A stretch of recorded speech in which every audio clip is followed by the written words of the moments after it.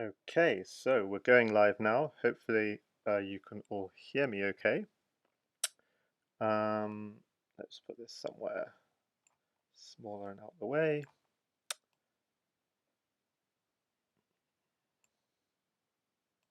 So what we're going to be doing today is we're going to be looking back at the 2020 candidates,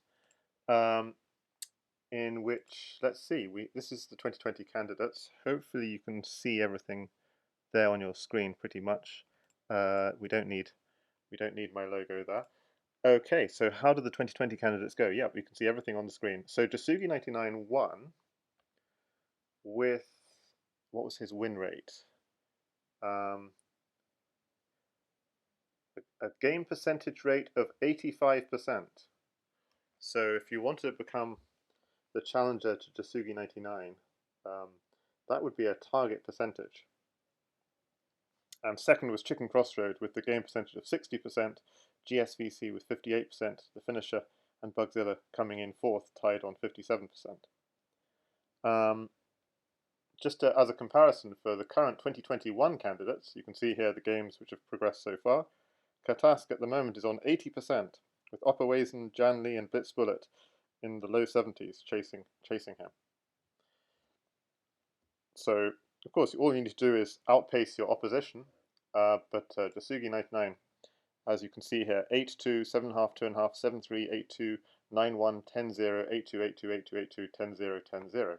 And what we're going to do today is we're going to look at those three matches when he managed 10-0 against VariantsOnly and against mastertan and against xuanet. Three huge masters of the game, three Crazyhouse masters. He took down three Crazyhouse masters, and we're going to analyze the games. And I haven't seen the games since last year. I analyzed them last year, but I never did the stream. So what I'm going to do, so when I look at them again, it's actually going to be pretty fresh for me as well. But hopefully we'll be able to, I'll be able to figure out my own commentary from as we play through the games. So the first of the three masters was VariantsOnly, and Jasugi99 is black, and we'll just play through the games and see how they go. But we'll also, the purpose of this, to see the moments when the opponents might have avoided the adoption, because definitely these three masters of the game had chances. So this is strong from VariantsOnly, this attack on f7, quite scary. Bishop e3, knight e6, trying to block that bishop diagonal, h4. So looking good for white so far. c6, and I'm going to maybe just use engine to help me. So a little bit. What was played is knight takes e6. That's interesting. Knight takes f7 is another idea apparently. What's the idea of that? I'm not sure. h5 would be also a fairly natural move. So why not h5?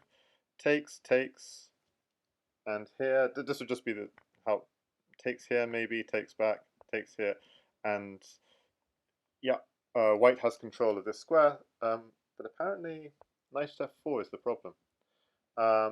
So h5 looks decent, but after this, what do you do? So yeah, so bishop takes knight looks like you're winning this pawn, but you're not because of this weird tactic, knight at f4, with attack a double attack on g2 and on d5. So you're winning back. Yeah, so something like this. So this is actually pretty decent for black, that's to say. So white does have a bit of a conundrum of what to play here, and he didn't go h5. So h5 is not winning h5 h6. There's the point of h5 h6. Then what would you do? Apparently knight takes f7 is still is strong because you get in on the g6 square. Okay, so h5 is a natural idea, but maybe the answer from black is to take here and push d5, and that's pretty strong, at least equal. So what happened instead was VariantsOnly took on e6. Okay, takes back.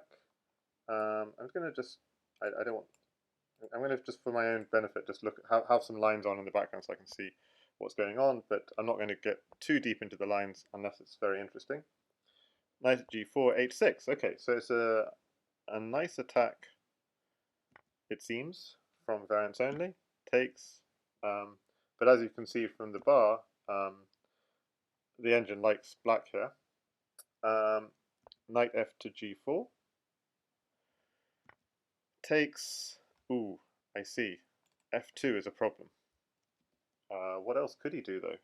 Not clear. So takes, knight takes f2 comes, queen is under attack, and maybe knight takes rook was very strong here, and probably white would have to just castle to get out of danger, put a rook on the back rank, put a bishop on this diagonal, bring the knight back. So this would have been even more crushing for black. And then you'd be getting in on the back rank fairly soon. So if you just do something like this, then you're getting another pawn on f2. This is just completely crushing. But Jasugi99 played this. Queen takes e5 is very good from variants only, with a mate threat. Bishop f6, defending the mate threat. Queen g3 check. Well, that seems annoying, because it looks like you're picking up the knight. But there is a counter check picking up the queen, so maybe not.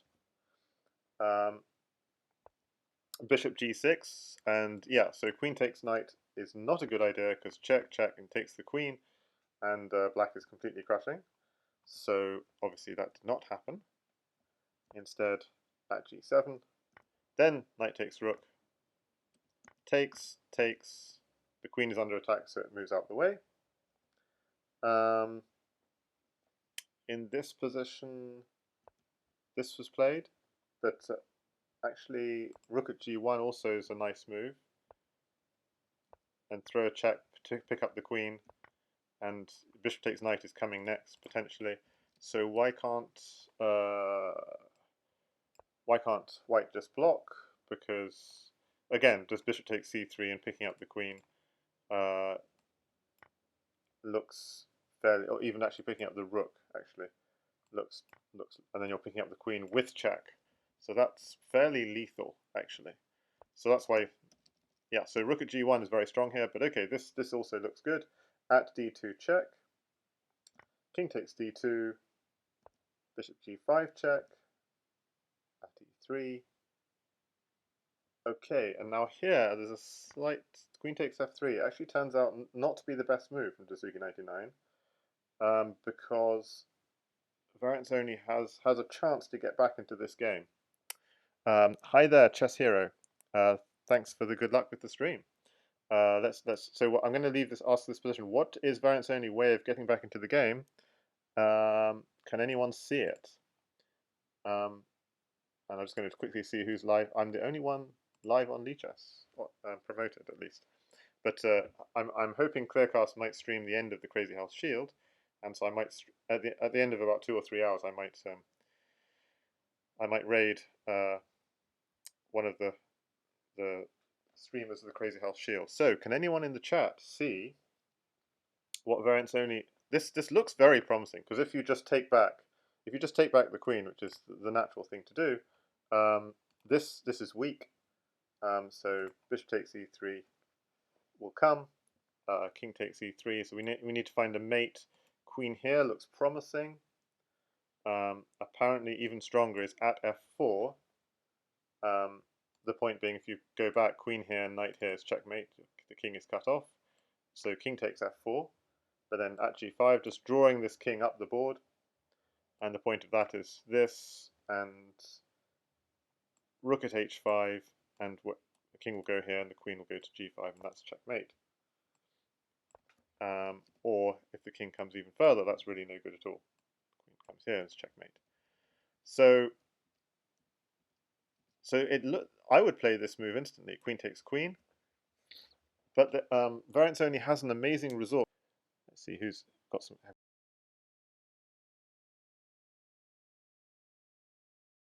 We've got some good players in the chat.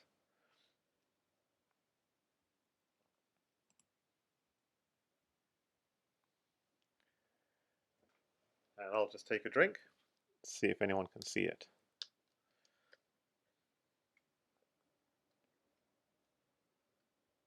And I'll have a little bit of a think myself, think how it works. Okay, so we have 2 knights and a rook in hand. Okay. Okay, so that's good. What can we do with 2 knights and a rook? Are there any checks? Unfortunately, that's covered, and that's covered, and that's covered. So these 3 squares are all covered. So it doesn't look like there are any back rank checks. It doesn't look like there are any knight checks either. So I'm finding this really surprising.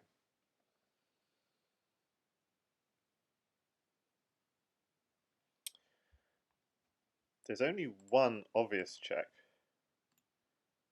but that if we had 2 rooks, we could go rook at g7, rook at g8. But we don't have 2 rooks, so what's the idea? We've only got 1 rook. Okay, so this is way too deep for me to see even. Okay, bishop takes e6, and I still don't see it. Okay, we've got a pawn, so maybe there's rook at h8 pawn here, but what does that do? Yeah, Lucas shocked. I still don't see it, even though I have the answer in front of me. I'm still like, I still don't see it. So again, there's only one move for white in this position. I still don't see it. Oh, apparently it's knight at e7. So the dangerous thing was bishop takes pawn. So if we can deflect that bishop, that's actually really good. But then why didn't we want to go knight at e7 straight away? Because if you go knight at e7 straight away, there's king f7. You could go rook at g7, then king e8, and the king is then going to here. You can go knight to d6 or knight to c7 check, but the king is going to d8. Okay, so what's different about taking this pawn first? Takes, knight at e7, king here, rook at g7, king here, knight at d6. Now, if he steps up, there's some reveals. But why can't he just go here? Ah, but that's a very bad idea, because then there's knight at c6 check, and pawn here checkmate. Okay, so you can't go to d8. Ah, okay, so that was... I'm still not clear, but that's one benefit. If he takes here, you actually open up this rank, and so suddenly he can't just do this. Sorry, I mean, he obviously can't go... He never could go into the corner because rook at g8 was checkmate. But after this, rook at g7, king e8, knight here check, he can't now go to d8. He could go to f8 though, but then there's knight takes bishop, and again, at e7, deflecting the bishop. Success. So what else could he do? He could go to here, but then there's again knight takes bishop check, and you don't want to just roll, step up, because that will be mate with a simple no.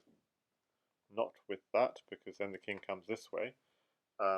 So it's actually bishop at c7 to cut off these squares, and king c5, d4, no, not d4, at d4 to keep this square under control, king b4, and a3 mate. So the knight cuts the light squares and the bishop cuts the dark squares. So that's all to say, you do have to block in this position. Takes back, and again, we've successfully deflected the bishop. Yep. So, okay, that's nice. That actually genuinely is... Hang on a second. Why not king... Yeah, I see. Because knight takes bishop, there's now no block on... Oh, why isn't there a block here? That's defended by the queen after all. So you see, I'm going quite getting quite deep into this. Knight e5 check apparently. Takes here.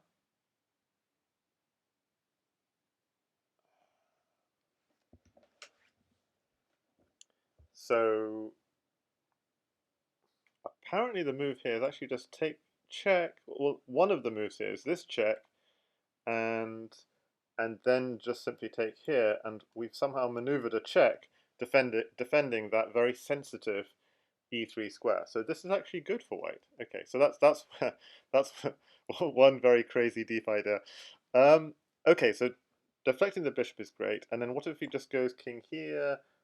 Then there was the problem with that is takes, and again bishop c5 check gives us protection of this key e3 square. So amazing. Oh, what's this doing? So that's another idea among others. Okay, so that's cool. Is there nothing else? So apparently in this position, the best move is this and take it. And then we can throw in a check. King h8 apparently is fine. King f8, king h8, and takes here. And it's unclear who's winning this, basically, because there's no... Black needs another tempo to create a threat. There's nothing immediate.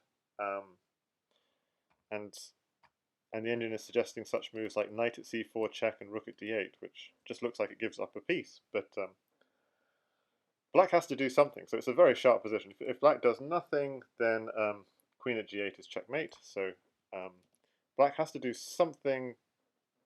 So maybe, yeah, black has to do something to defend. Just moves like this also don't work because there's this check and queen g7 mate, so that's a problem. So defending is not so easy.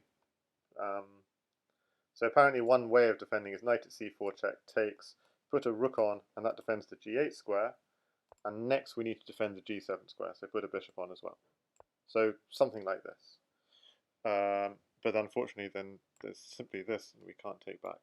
So, but we can take here. But okay, it looks like white's actually, and then defend again. But it looks like it looks like white's actually doing very well here, possibly winning. So that was that was maybe one chance VariantsOnly had to get back into this game. He did realize he needed to throw some checks in, so he went rook at g7 check. But unfortunately that doesn't work. King f8, and then he took the queen, and I'm sure Jasugi99 gets the mate. As we saw, just cookie crumb the king up the board. Notice this is a nice move because you're cutting off 3 squares with the queen. King can't run back because these 2 squares are also cut off. He's hoping to run here, and he does, but that's no good because rook at c6 mate finishes the game. This operation of dropping pawns to draw the king up the board is called cookie crumbing, thanks to Joanna tries, because you're dropping these little cookies that the king munches on, drawing it up the board into your mating net. Okay, what time control was this? This is World Championship, so this is 3+2, 2020 World Championship. That was game 1 of 10 games. I'm not sure. So it was a 3+2. Crazyhouse World Championship has always been 3+2, apart from in 2017 when it was 3+0. And okay, so that was game 1. So Jasugi99 takes it, and game 2 he's playing this finisher system. So the finisher system is you develop your bishop possibly, but you don't develop your knights to begin with in this sort of French defense setup. And the reason you don't develop your knights is you leave the f3 square to play f3. If you developed your knight, black can simply just take, and have a knight in hand. Knight d6. And then I have a note to a throwback. This has been played between white, Sexy and I Know It, and black, Caragiales, as follows: takes, knight c3. And white did go on to win that particular game. But so usually I'd say the recommendation is just leave the knight there and give it up for a pawn in your opponent's half of the board. So usually knight d6 doesn't quite work so well, but in this game, because it's more, I mean, a pawn on e4 is usually more threatening than a pawn on d6. But now here, Jasugi99 goes for knight c3, which is more unusual, not grabbing the free piece. And, well, I mean, I have to say, VariantsOnly's wasted a lot of moves with that knight, 4 moves, but he's got it to a good square, though. Just like, for entertainment purposes, the engine is suggesting g4 here, which is, frankly, a joke. But that's the one move that apparently keeps a good advantage for white, maybe +2 in this position. I can't see any human ever playing that, because obviously this diagonal becomes weak. But the point is that that knight doesn't really have. So where does this knight? Why can't you go knight h4 or something? Anyway, I wasn't planning on looking at this knight g6. I mean, this is actually quite hilarious. This this would be the engine suggestion, but I can't imagine anyone ever playing that. Okay, so what happened instead was knight h3. I'm not gonna mark that. That's just for laughs. Knight h3, knight c6, good move. Bishop b5, yep, pinning the knight, always annoying. Yeah, we're looking at Crazyhouse World Championship games from 2020, when Jasugi99, maybe you just missed the first couple of minutes of the stream. Just look across this line, Jasugi99. These are the scores Jasugi99 got in 2020. Mastertan, VariantsOnly, and xuanet both suffered the biggest defeat possible, in a total percentage win rate of 85%. So on average, Jasugi99 won his matches 8.5 to 1.5, which is pretty epic. With second place Chicken Crossroad on 60%. So on average, he was winning his matches 6-4. And we're focusing here on those 3 matches against real top class opposition. If you actually see VariantsOnly, xuanet, and mastertan came 8th, 9th, and 10th respectively in that year out of 12 candidates. So they're top class candidates, top class Crazyhouse players. They're like the 8th, 9th, the 9th, 10th, and 11th best players in the world in 2020, and they were beaten 10-0 by, but had their chances, and that's the point of the stream. Also showing those moments when they might have actually won some games. Knight at g3, bishop g6, c3, a5. Okay, so white seems to have a healthy position, but it's looking fine. Maybe it's fairly equal, but white's got a good space advantage. Maybe a little bit. I'm a bit worried about this square here, potentially, but so okay, knight takes knight, bishop takes f2, king takes f2, a king on f2 looks a bit worrying. Bishop takes f5, so he takes back. Bishop e3, just defending the king. Knight c2. Okay, so I'm not going to analyze everything, but I'll especially be looking at critical positions. Queening coming out to h4, and you'd love to have a bishop to defend h2 in this position. No bishop, which is, so king g1 seems tempting, and that's what he did to defend this pawn. Rook on the back rank, ouch. Okay, so VariantsOnly doing well in game 2. Queen takes, bishop takes, he's just won a queen. Jasugi99 defending his back rank. And takes. He's got a knight now in hand.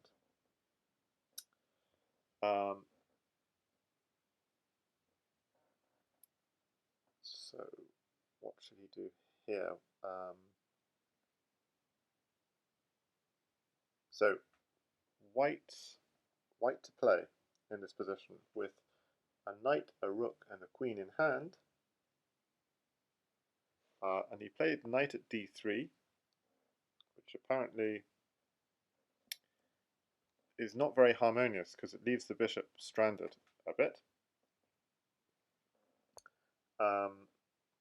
So the idea is you don't, let's see, I'm just trying to think. If you take that bishop, that's a bad idea because queen at f2.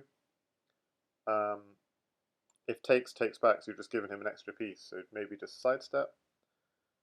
So we're just trying to see this line. Queen takes g2, king takes g2, rook at f2, and if you don't take it, queen takes h2 is coming, so we better take it, but now we're in trouble. If we step back, pawn is mate, so we better step up. Bishop here, check. Oh, this is covered, so we better step up here. I'm thinking queen takes, but actually bishop takes is even stronger, so because we're keeping these two diagonals under control, and h6 is checkmate. So that must be the reason why he did this move here. Knight at d3, and what happened in the game in response? So rook f1 is good to keep control of this square, or what happened in the game? Bishop at g3. Okay, so actually knight at d3 is interesting. Is that because you've actually got a mate threat here? Yeah, queen at f2. So you can't just go picking up this bishop, because queen at f2 is actually a mate threat. Queen at f2 and takes g2 is a mate threat, and you have another rook in hand, so that will be mating. So that's what he was thinking, but unfortunately it doesn't quite work because white could play this, and everything's under control. But there's a much stronger move here apparently for black, which is bishop e4. And just to say, you can't take this bishop because then there is mate. With knight f3, with, remember, a rook and a queen in hand, so I'm still not seeing it. Knight f3, so what's the idea? So if we sidestep, then queen takes h2 is mate. Okay. If we go here, then oh yeah, knight takes d2 is a problem because you're deflecting the bishop, and queen at f2 would be mate. And if this, and the problem is if you move the king, then queen takes rook comes and takes any blocker. Yeah, so that's the problem there. So you have to do the obvious thing, you have to take it. Okay. Now we have a rook and a queen in hand. Can we see how to finish this? You want to get maybe a rook here just to draw the king up, and then you get a queen here, queen takes. That's what I'm thinking, and that is actually correct, so that's good. Because if king here just takes, so you have to take this. Then queen at h3, and you can't, the queen's cut off these two diagonals, so you have to step into the, keep in the corner. Queen takes, king here, and at g2 is checkmate. So, all of that is to say that you can't take this bishop. You can't take this bishop because knight f3 and rook g2 and queen h3 will be mating you. So bishop e4 is an interesting move actually. And if you can't take the bishop, what would you have to do? Apparently you'd have to do moves like knight at g5 to defend that f3 square, but then just takes. Oh, okay. Takes. Again, you can't take back this queen because otherwise, apparently, there's rook at h1, knight at f2, queen in the corner. This is a nice idea. You're cutting the king off, but you can't take it because otherwise this. If you take this, this is checkmate. But if you don't take, if you go king g3, then this knight is hitting h2. So this check, king can't run back because the knight's blocking, so you have to take here. And h5 is checkmate. So just a very beautiful idea here with so black has a very beautiful idea is the point of this in this position, which is to go bishop e4 and we can't take it. And if we were to do a move like this to try and take it, black simply takes this knight, the point being this is a threat. This bishop needs to stay guarding f2. So knight at g4 doesn't work. Probably the best try for white is something like this, but I'm not sure what the point of this is. We probably can't do stuff like this because knight h3 comes, and the point of that is queen takes rook apparently is one idea. Okay, that's not the cleanest. Yeah, rook at h1 is looks like it's the cleanest. Takes, bishop takes f3. You have to block with something. Takes, pawn here. Just cookie crumb your way up the board. You have to take it again. And queen at d4, checkmate. Anyway, so I don't see a defense, honestly, for white.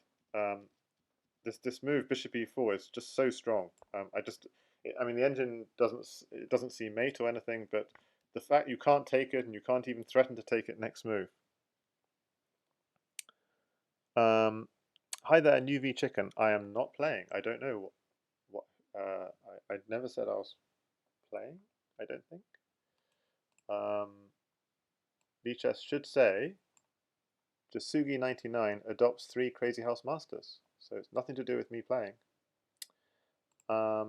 And that's what we're watching. We're watching an adoption by Jasugi99 of 3 Masters of Crazyhouse. So that was an interesting move that VariantsOnly had, but instead he had this threat. Okay, so really nice position from VariantsOnly. Now, bishop at g3 came, and apparently bishop at g3 is a mistake as well from Jasugi99. So what should VariantsOnly do here? So, as I said, he should have done rook f1, just keeps everything under control, and this bishop is a little bit out of play. I mean, black could do something like this, but now white can consolidate, apparently. So moves like bishop at g5 can be annoying. So consolidation was the answer. So this looks like a good move, but apparently black has a good move in this position. Simply taking the rook is good because you don't have time to take the queen. Because if you take the queen, knight takes f3 comes, and why can't we just take this knight? So this and this are open, but so what? Here, oh, there's no back rank protection. That's the problem. Queen at f1 and pawn at g2 is checkmate. Hi, Nuvi Chicken. What's my Crazyhouse rating? I'm 2200, so I'm not good enough for you to want to watch me, but I'm hopefully good enough for you to be able to enjoy the analysis. And these players, as you can see, are 2700. VariantsOnly is a lot stronger than 2300. They're both sort of 2600, 2800, 2600 strength. So we're watching the very best in the world at Crazyhouse. And it's a match last year in the Crazyhouse Candidates. For those who missed the beginning of the stream, we're going through 3 matches in which Jasugi99 adopted 3 Crazyhouse Masters. But we're also looking at the little points where his opponents might have done even better. So knight takes rook that's a tough move because you can't just go and take that queen apparently because that knight's too big a threat. You'd have to take back the knight, and then apparently just queen backing off, and black is doing quite well. He's up quite a lot of material. White literally has 3 knights in hand, but not much, and whereas black has got 3 heavies in hand. So having said that, rooks are worth the same as knights, but 3 heavies is good. Okay, but what happened in the game was queen h5 instead. Knight f4 looks good, but there's a little tactic that was missed here, and I think I would see this tactic on a good day myself.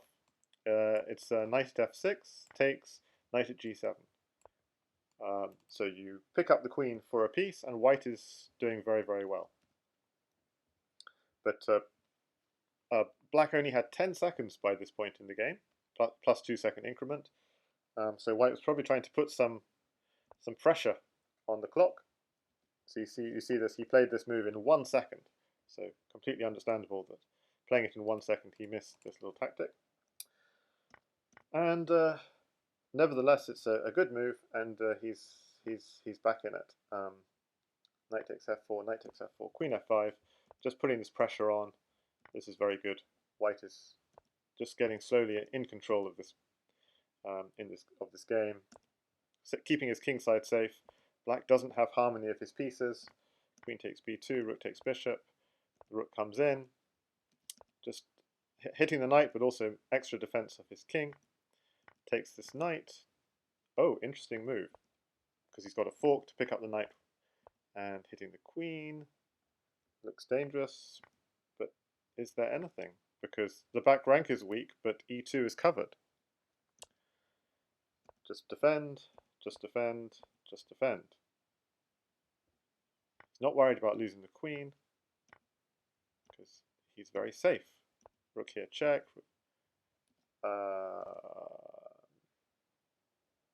Bishop at c2. Now that's actually a mistake from white in time pressure. Bishop at c2 turns out to be a mistake. I didn't analyze this in the game, but VariantsOnly now suddenly, out of nowhere, white's winning here, but here now suddenly he has a counter chance. Knight at f3 is the idea. And you can't take it because of otherwise this, and black has two queens. So simply magnet to get the king in the corner, and you have checkmate. So the point of knight at h3 is just to open up this g2 square, and why not queen at h1 directly? Oh, because the knight is guarding. The knight is guarding that g2 square. Oh, that's very beautiful. So the idea is knight at h3, take the defender of g2, and then the magnet works. Draw him into the corner and block her. Interesting. So what would white do against this? So he can't go king f1. So he can't take it. We just saw that. He can't go king f1 because apparently queen at h1, queen at h1, and if so, the problem here is you can't defend with the bishop because takes, and then you're smothered, like so. But why not bring the knight back? So give the king a little bit of luft, and you could do that. But the problem then is this check, king takes e2, queen takes g2, knight takes queen. Why not? Knight takes queen doesn't work. Okay, so that's no good. And if you try and block, then we still got another queen in hand. So this is okay. The point of this is king f1 does not work because there's queen here check and coming in. Okay, so what else could we do? We could go king h1, but then there's queen at f1. We have to block with something. Apparently knight g1 is the most stubborn, and the point is white has nothing in hand, so we can afford just to take this, and now we have three pieces hitting this, so that's a mate threat. So white has to take back. And then you might just say take here, but that's not a good idea, because then you get mated. King d8 and at e7, so you've got to be careful here.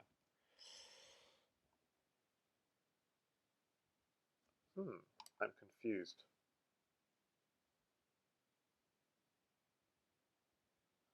So yeah, this rook is doing something really important. So if we go all the way back here, this rook drop doubling up on the knight is not just attacking, it's also defending and protecting against mate with rook here check and pawn here checkmate. That's why this pawn is defended. This is crucial, and I hadn't quite seen that. So the move that was missed was knight h3, king h1, get the queen on the back rank. Rook takes knight takes, and you can't do that, unfortunately. But apparently just queen at e2 is very strong, threatening queen takes g2 checkmate. And how do we defend? Can we just like stick a bishop in the way? Not really, because just queen takes pawn, king takes, and we want this is not easy. We still have mate, but it's not easy. So queen takes bishop, and the idea is if you take with the g, you open up this square for the knight, and with two knights we're going to get mate. You can't go down because pawn here is checkmate, so you have to come up. But then with the second knight, you're driving the king up the board. He has to go king takes knight, and then pawn at g5 is checkmate. The king is trapped. So So that's to say you can't take with this one because you open up this, but you can't take with this one because otherwise you open up this square. Bishop at f1, king goes into the corner, and pawn at g2. So that's an example of why you can't defend with the bishop. Can you defend with a rook? Nope, because that cuts the defense of the bishop on g1. So that's annoying. So queen at e2 apparently. So okay, so going all the way back here, knight at h3 is a very beautiful move, but kind of both players have no time. So instead this was played, rook takes knight, and what a blunder. Knight at h3, still working. But this was played, check, takes. He tries to defend against this mate threat, rook takes g7, but just simply rook takes bishop, and he can't take back because rook here check is mating. He realizes that and plays this. And the point of this is just to, if white just does nothing, then then black is doing very well with stuff like knight takes f3 and knight at h3 kind of ideas. But the problem is it's white to play with checks, and white gets the mate with rook here was also checkmate. So white wins, and that's that. Well, we've only done 2 games, and it's already been quite breathless. But Jasugi99 2 love up. Okay, variants only. When he's tilted, he plays a4, but he's one of those players who's actually stronger tilted than not tilted. So I fully expect him to be doing very well this game.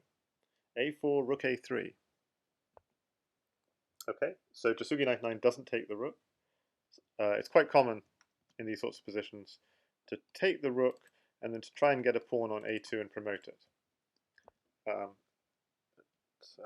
This is also good for black, just getting really good central control.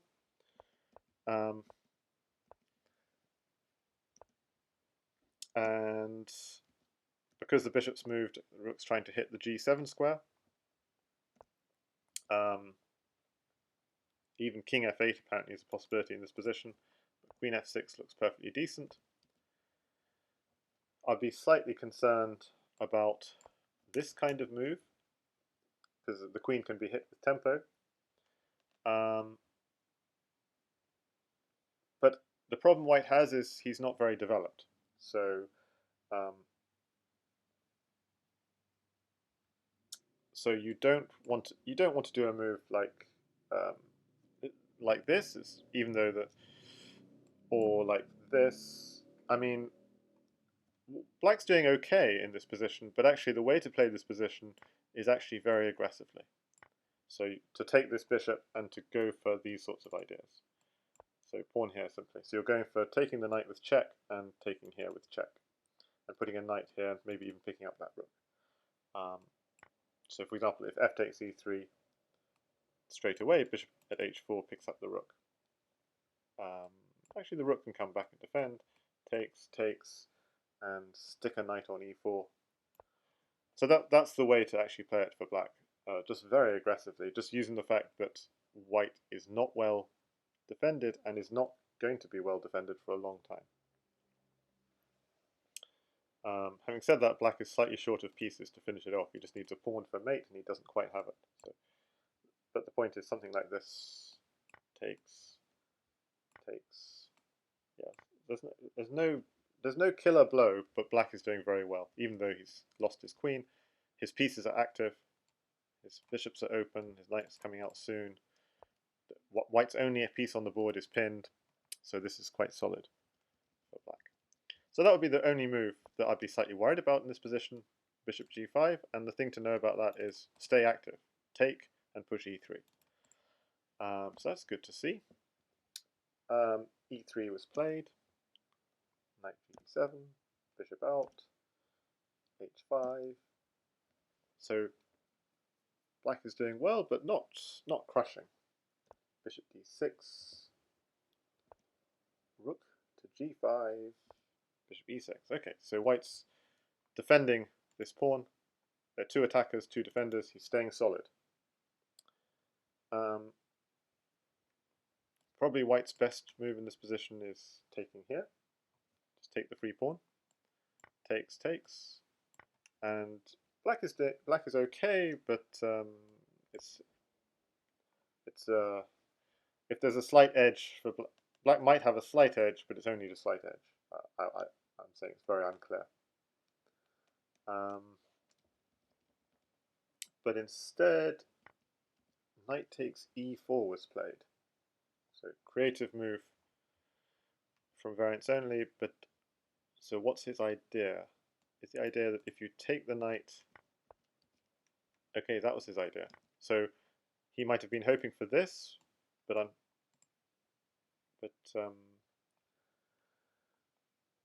that's another possible idea, but it doesn't work because knight takes pawn, rook takes, and at g3 just black launches a counterattack. He doesn't. He just ignores the rook and goes straight for a counterattack. So going for queen takes f2, but if you take with the pawn, then you'll have ideas like bishop takes rook and rook on the back. Oh no, you don't have that. So if it takes with the pawn, what's... Oh, of course, bishop takes pawn, and then queen here, checkmate. So at g3 is a problem. Okay, so that's why this is not a threat, but that wasn't the plan from white. White's plan is just this. Bishop e4, but you can save the bishop with a check. It doesn't work because c3 looking to win the bishop. Having said that, by doing that, you've opened up the d3 square. I'm just trying to think. If you'd done this instead, this is not takes, and rook on the back rank. It's kind of annoying. So black's doing very well in this position as well. But c3 was played, which looks decent, and very nice move from Jasugi99, just going straight into this weakness. The point being that if you take this pawn, then these light squares are very weak. Rook at c1 coming next.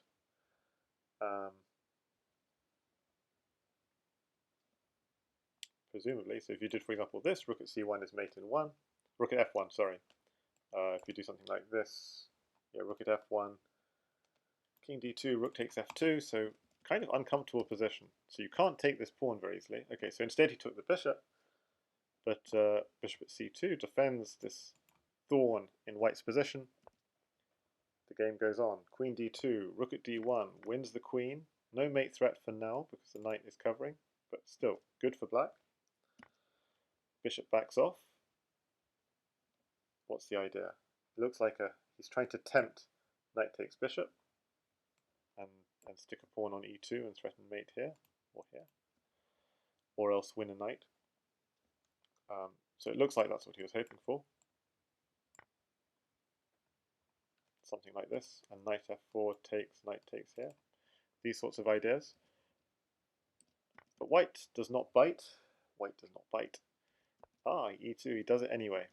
Takes, puts the queen on to defend. Queen on again. Knight takes queen. Takes. Bishop takes, threatening queen here, checkmate. King takes. And Jasugi99, what does he play in this position? Can anyone... He finds an amazing move in this position. So I think Highest Cliff on Discord jokes that when I give you a puzzle position, you have to look at the most you have to look at the move that hangs a piece and doesn't seem to do anything useful. Because that's what my that's what the puzzle positions I show you guys look like sometimes. So this is one example of that. Okay, so if anyone isn't on the Discord already and you're interested in variants, do join the Discord. It's the Variants Discord. It's called The House. And while people are thinking about this position, I'll also drop you a link to my YouTube where I have about 3 weeks of Crazyhouse videos. If you're ever wanting to watch any historical matches of Crazyhouse between the top players, that's the place to go. And I also keep playlists of all the commentaries done by other players as well. So Of course, to see the real historical stuff, you should watch Jan Lee. I'll just give him the Jan Lee's link as well. And if you're interested in the Crazyhouse World Championship this year, then I should drop you the link to Ganesh, who's streaming most of the matches live. I'm doing some analysis streams afterwards, like this, but Ganesh is doing a lot of the live coverage, and the other player who's doing a lot of the live coverage is Cabbage. So I'll give him the links as well. So these are all people you should go away and follow, and then come back and enjoy the rest of the stream. Okay, so what does 12 team, aka Jasugi99, the runner-up in 2017, candidate in 2018, and the champion in 2020, plays a stunning move in Game 3 against VariantsOnly. A lot of the times in this analysis we're looking at mistakes the players made, because Crazyhouse is a very sharp game, and so even the best players of the game will make what the engine will then show to be outright tactical blunders. And so even the best players will give opportunities for the opponent to come back with these beautiful moves. But in this case, it's the player finding the amazing combination that only a computer, you would think, could find. So, any ideas? Who do we have in chat? Well, it is one of those ridiculous moves that no one could possibly find, and yet Jasugi99 is a real top-class player. Knight at g3. So what is it? It's a fork of the rook and the bishop, and it threatens queen at e2 mate. And if you take it, then the knight lands on f2 and picks up the rook for free with check. So let's just look at the takes. If you take it, knight at f2, king e2, and you could take the rook, but actually apparently even better is taking the bishop, because you're threatening queen here, back off, bishop here, checkmate, or even back here, bishop here, still checkmate, because the bishop's cutting off this square. So that's a mate threat, queen here and bishop here, and I'm guessing it's a hard mate threat to stop. If we just play an obvious move like bishop at e1, that's not going to work, because bishop d3 and queen c4 is also mate. So apparently rook d2 is a good defense. So queen here comes here, but then we don't have bishop. It defends that key c2 square. So that's a good defense, because you're both defending you're defending the square the king's on. You're defending the key square. But clearly black's still a lot better in this position. Okay, so that's why you can't take it. So VariantsOnly doesn't take it. He took on c6 and then takes it. Knight at f2 comes. Oh, there was another move in this position. Now that white's given away the bishop, he didn't have to go knight at f2. So there was a better move, which is bishop at c2. And the point of this is presumably you're going to get a queen here and a knight here, and you're going to be mating soon. So let's have a look at it. If the king runs like this, you just get queen on the back rank, and knight here is checkmate. So king to e1 is not a good idea. King to e2, you bring the bishop in, bring the knight in, and put a queen there, and that's also checkmate. Okay, that's the thing to do. And if you take this bishop, the problem is then this is coming in. And queen here, and queen here, and queen here. Checkmate. That's a nice little queen here, queen here, queen here. Just queen behind the king, always pushing the king forward up the board, controlling those three squares. So very pretty little mate. So bishop at c2 was missed, but black is of course completely crushing. White's only got one piece on the board, and black is safe. How do you check if black is safe? Well, the way to check always when you're playing is, are there any checks? So there's a check and a check here, or there's a check and a check here, but any pawn drops are covered by the bishop and by the knight. So however many pieces white has, it looks like you're safe. So he tried to defend, and now some cookie cramming happened, just drawing that king up the board, and 3-0 to 12-team. Okay, so highlight of this game was definitely this move. Knight at g3 in this position. Knight at g3.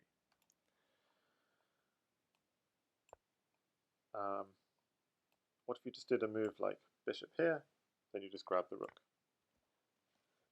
So that's probably one of the best moves you can do in this position. Defend the bishop, defend the key square, give up a whole rook, and you're losing. But beautiful move there from Jasugi99. Okay, let's look at game 4. e4. We have a Scandi. Throws in a check. This is a nice idea sometimes. Because by playing this check, you're potentially sometimes creating weaknesses on e6 as well. Takes, and bishop comes back. So the point, yeah, bishop d7. So if the, how do I say this? If black had just done,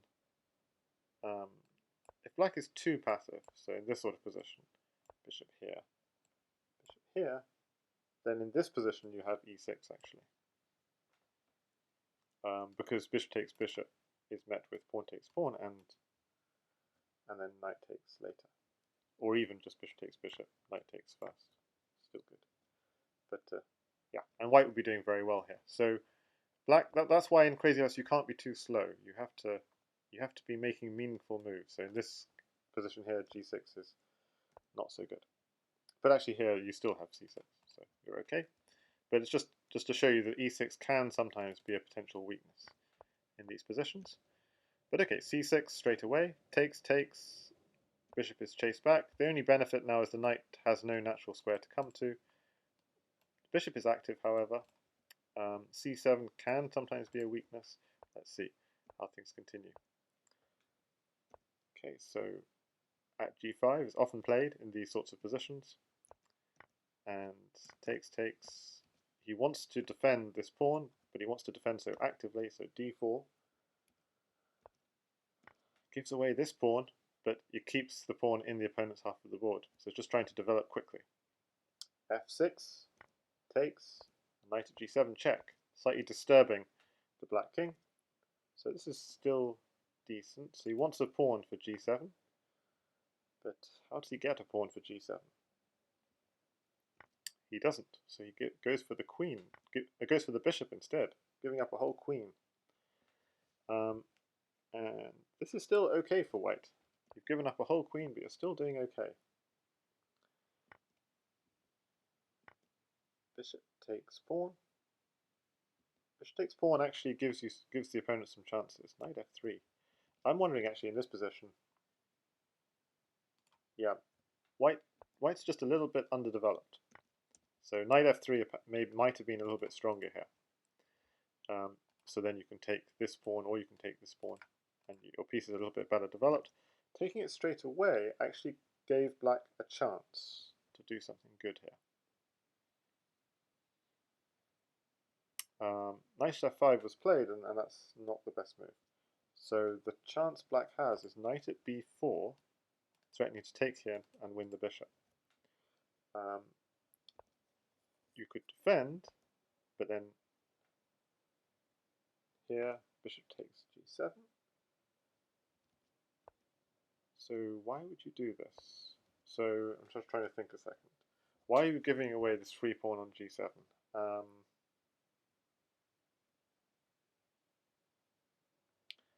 So there's a very deep idea here. It's this, and then this. So this bishop on g7 looks really good, but he doesn't have another knight for it to be mate. So the idea is we're going to take the knight and take the bishop. And he can't really take this bishop, because knight takes c2 with the queen in hand is actually mating. King d1, queen at e1, king takes c2. With 4 pawns in hand, that's actually enough for black to get mate at c4. So we're cutting off the king's escape this way. So you can't, if he comes back, pawn here and pawn here will be checkmate. So he steps forwards, but now develops king c5. Queen comes up. And this one is checkmate. So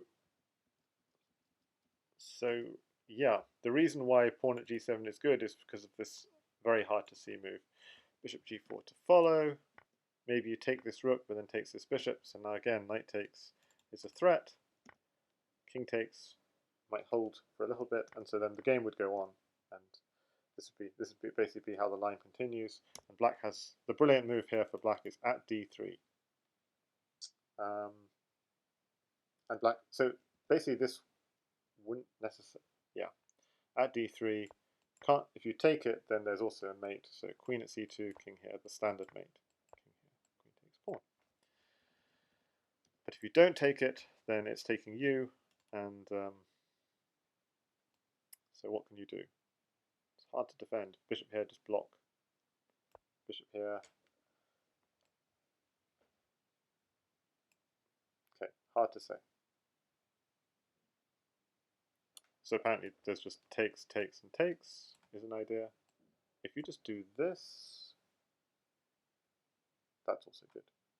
But maybe white has some cunning ideas that I hadn't seen. Takes here, takes here. Yeah, black's still fine at e7. King takes e7 is important here. So this is actually pretty cool. That if you do queen takes e7 here, then suddenly you get mated. At g7, king takes. At g6, if you step back, this is queening. If you go here, then at f7 picks up the queen with checks. That's a bad idea. But now we're going to promote to a knight. Takes here, wins the queen with check, so that can't be good. But if we're not going to do that, what else are we going to do? This, we still win the queen with check. Okay, so I'm not going to go into the details, that's clear. For winning a queen with check. So, okay, you just go king, run the king. So this is all to say that, just backing up all the way here, knight f5 wasn't the best approach. The best approach was knight at b4, and that's at g7 is a bit ridiculous, ridiculously hard to see. At g7 and bishop g4, that was the idea. If you just go bishop g4 straight away instead of at g7 first, the problem is this threat of taking the bishop and then taking here is too slow, and white has just at g7 straight away, threatening takes rook, checkmate. And white is winning in this position. So it's a very subtle idea. At g7 just slows down white's attack by one move, and then you can do bishop g4. And then black's attack is faster, and black wins. So that's also very beautiful idea. This knight here, pawn here, bishop here. But instead, knight at f5 happened, and we do the obvious thing. No, we don't do the obvious thing. No, knight f5 stops the obvious thing. So the obvious thing is, of course, pawn at g7. So knight f5 seems like a good move because it stops. It stops at g7. But what it doesn't stop is knight f6. You don't want to really give away the queen if you can avoid it. So you go king f8. But then bishop takes pawn. And this isn't the best move, but if you did do this, there's pawn here, knight here, and winning the queen with a mate threat. And in the meantime, your king is safe on f1. So if knight takes pawn, the king just goes to f1, and there's no mate. Hi there, Lepa. Beautiful geometry. Yeah, thanks so much for the appreciation. So what happens after this? Yeah, so knight takes bishop doesn't work, and if knight takes bishop doesn't work, then it's difficult for black to defend because of these sorts of ideas. Okay, so then he's winning the queen and he's safe. So, but knight f6 was not played in the game. So, okay, sorry, I'm going to have to go back to the beginning of the game again. So we had a Scandi, we took this pawn, we backed off, that's good. Jasugi99 playing very aggressive, giving up the pawn to get this attack going. Nice play, queen takes bishop, beautiful move, bishop at g7. And this is a slight mistake, as opposed to developing.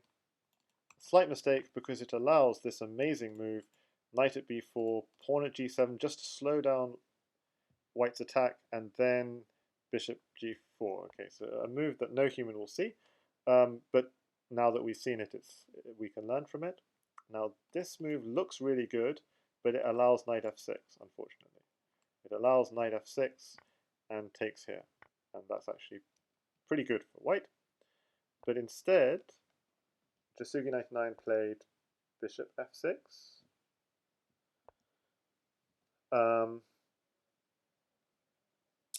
The problem with bishop f6 is pawn at e7 is apparently decent, after which this, and it's unclear who's winning.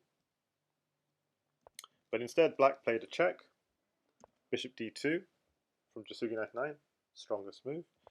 At e3, very aggressive move. So white is winning the queen.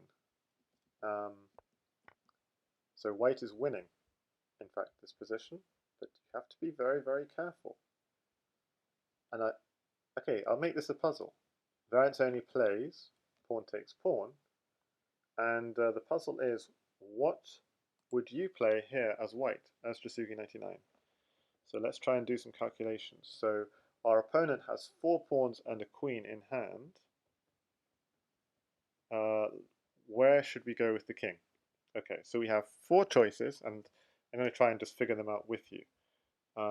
We have taking the pawn, going here, and going here.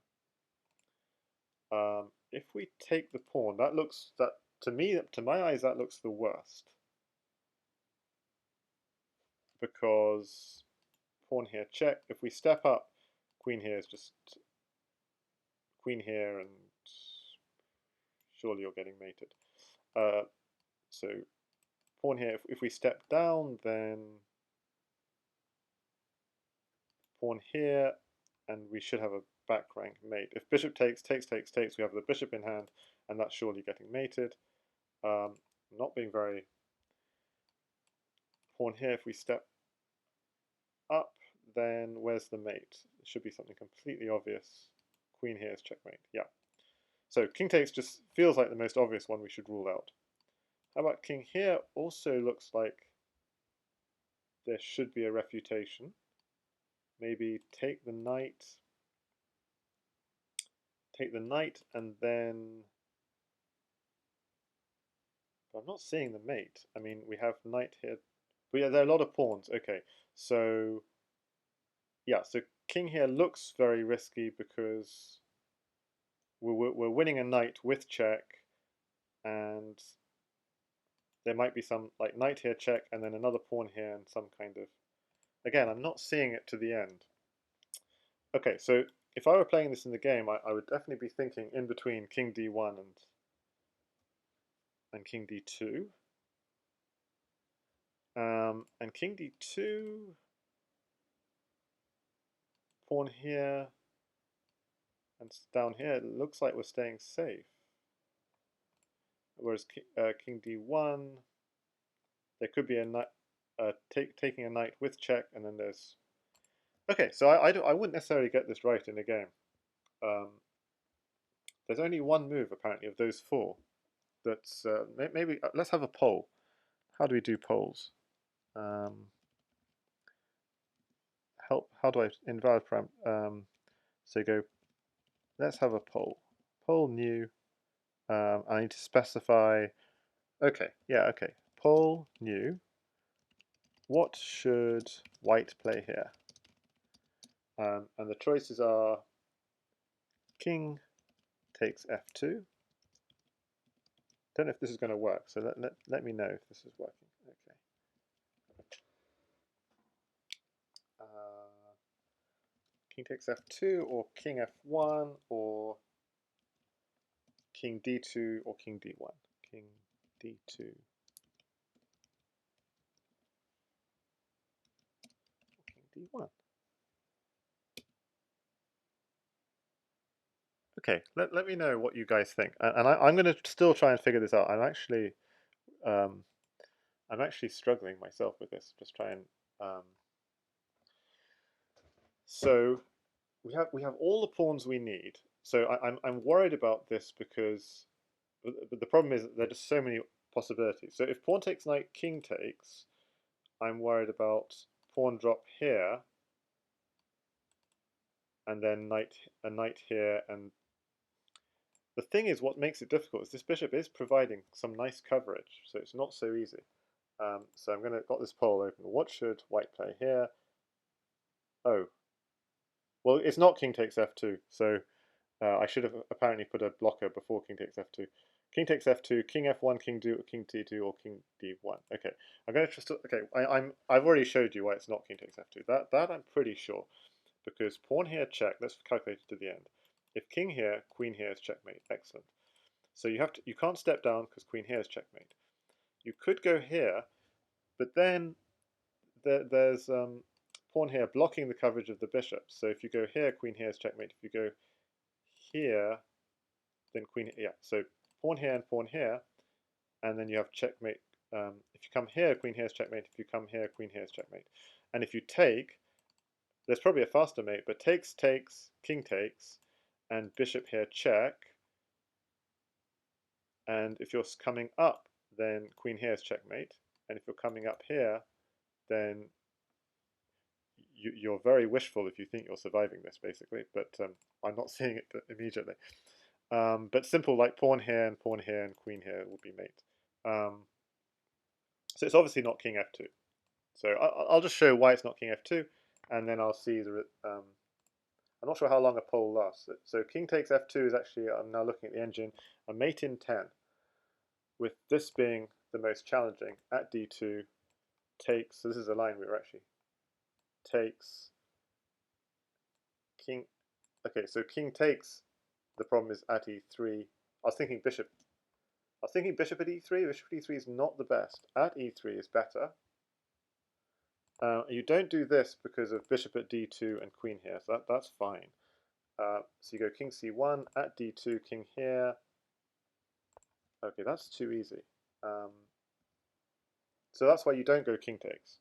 So instead you go here, and then there's only one really move. It's this, and bishop at e1 takes, king takes, knight takes. So, God, it's not easy, this. Rook at f2 takes, pawn here, king tries to run away, and it can't.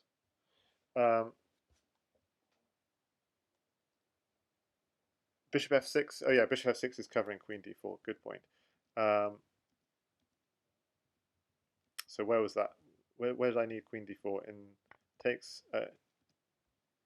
In this line, I was thinking bishop e3, step up, but just queen. Yeah, queen e2 rather than queen d4. Queen d2 rather than queen d4. And thanks, Nuvi Chicken. Okay, so even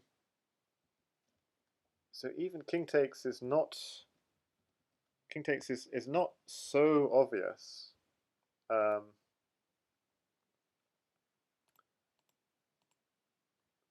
Let's see. Let's see the results so far. No votes so far. Come on, guys. Let's have some votes. But we're still trying to work it out, I guess. Okay, let's say, well, let's have like another minute or two while we try and figure it out. Okay, so this feels dangerous because of pawn takes knight, and yeah, I'm not sure. Okay, so what? So this, yeah, I don't think it's this because of pawn takes knight. Your rook takes looks. So king takes looks very dangerous. Rook takes, knight here check, king here. There's knight takes this check.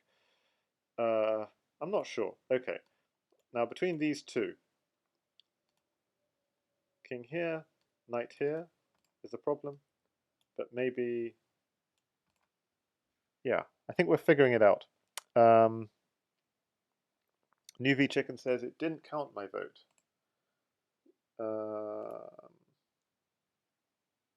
What should white play here? Let's look at the results. Okay, so maybe there's something wrong with straw poll today. Okay, I'm gonna. What happens after king f1? Apparently that's also a mate in 10 because of takes queen. If rook takes, knight e3 check, king e1. Now, do I do this or at f2? It's actually quite important I do at f2. And the point of that is king takes and then knight at e4. So if king takes knight, we're actually, that knight is stopping the king running to safety, and this is checkmate. So that's a very beautiful little pattern. Okay, so I missed that. This knight on e4 would be a dominating move. And you don't want to do king takes because the same problem, pawn here and knight here. So pawn takes. If you didn't take it though, you still get knight e3, king takes pawn. So if you do take it, black gets that beautiful knight on e4, and this is not easy. But apparently black has only one really killer move in this position. A really killer move in this position. So the obvious moves don't quite work because pawn here check, just here, and there's no mate. The bishop covers. I don't understand this move. So the killer move is queen at c1. And the idea is if you just block, we're going to go. If you do this sort of, you can't. I mean, if you block with say a queen or something, then you go add f2, king f1, and knight e3. Okay, so we're not going to do something stupid like block with the queen. We're going to do the obvious thing, which is take the darn queen. So what's the idea? Add f2. Oh, wherever the king goes, this is checkmate. Oh my goodness. Zixon, wow, you actually saw it. My goodness. Queen at c1, what the heck is that? So apparently white's best defense is bishop to d1, but then queen e3, and you're threatening just simply queen here. So if you block with the pawn, simply queen here is checkmate. So you better block with a queen, but then pawn here check, king here forced, you pick up the queen. If bishop takes again, this knight here is checkmate, so you take with the king. And then, it's still not completely obvious. You promote to a queen because if king takes, queen at f2 is mate, but rook takes and queen at e3 is mate. Okay, but is that really the only mate there is? So doing moves like queen here just don't work, or don't work nearly so well. You suddenly need extra pieces to takes, and then knight e3 mate. So it gets really complicated. So the move is to promote and queen at e3, swallowtail mate, because the king can't run back left or right. And of course, if king takes, then queen at f2 mate. Okay, and that's just all to show why the king can't. That's all just to show why the king can't go to f1. So king can't go to f1 because of some long sequence like this. Yeah, well done, Zixon. Wow. So we know king d1 or king d2. I'm just going to see if the straw poll is working at all. King d1 or king d2. Apparently, king d2 doesn't work because of queen at e3. Okay. King d1 forced. Promote. Okay. Bishop takes. No, hang on. sorry, not promote. Take the knight, obviously. You want a knight, yeah. Fine. Takes. Oh, you're winning a rook. Oh, that helps. So now we have a knight and a rook. And we have no blockers apart from the queen. So if we try and block with the queen, the problem is knight e1 comes in. And we're picking up this queen with check. And if you take here, queen here, that's a bit of a problem. So, and queen at e1 doesn't help much either. Apparently, black's best move isn't to take the queen. Taking the queen seems reasonable, but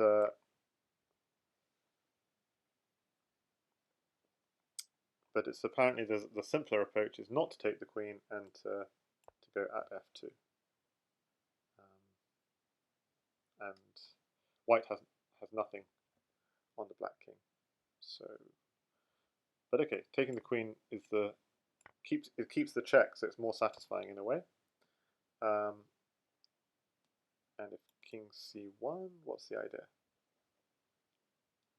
I mean, this is just, yeah, this is much more complicated, because if king c1, the engine is saying crazy stuff like this, deflect the bishop, but if you take here, that queen here is checkmate. So, so king d2 comes, and knight c4 comes. Obviously, you don't want to take here, or queen e3 is checkmate, so you step back down again, and then the knights just do a kind of little dance. So rook at c1 takes, knight c2, deflect, and queen here checkmate. But okay, this is not very realistic, but the whole point of this is just to say that Jasugi99, pressure move, has 4 choices, and he makes the right one, which is king to d1. And let's see, did the poll work in the end? In the end, the poll didn't work. I'm not quite sure why, but he made the correct choice, king d1. The knight, and the point of this is when you comes in with check. You have to be really careful here. If you go to c1,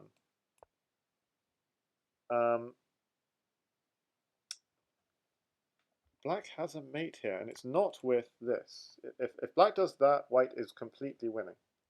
Rook takes, and white has, yeah, white is winning. There's no checks here because the bishop's covering. Everything's fine. So if king c1, black's move is actually to promote to a queen, threatening to deflect the bishop. So queen at d1 is forced. And now white's used up the piece which would threaten mate. So black has time simply to take that piece. And if you just take the queen, so you're renewing your threat on g2, then, oh, it's not a queen, that's the problem. It was just a pawn. And so this comes renewing the threat here, and so New V Chicken says, do I know Crazyhouse theory? So what I reckon, I don't really believe in theory. What I believe is, if you want to know about theory, you should follow The Finisher or Katask on Lichess and look at their games. What I do believe in, however, is understanding opening principles and following basic opening principles. And I have a video on, if you just search on YouTube, opening weaknesses Crazyhouse, then then I have a very important video. I think it's an important video of how to attack weak squares in Crazyhouse in the opening and also in the middle game, but mainly in the opening. And the point of that video is to show how people can sometimes lose very quickly in the opening. As long as you understand and avoid those quick losses in the opening, you get into an interesting game and then have fun.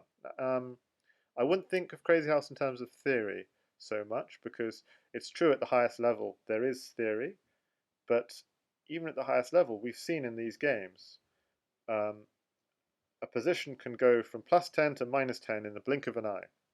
So it's not about winning with theory, it's about knowing how to play sharp positions. So in this position, it turns out king c1 is a mistake because of this amazing move.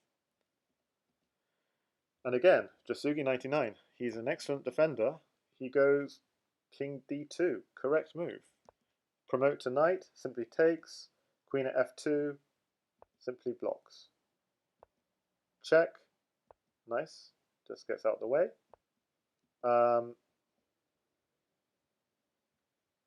And why is this so good? Because white only has a pawn in hand.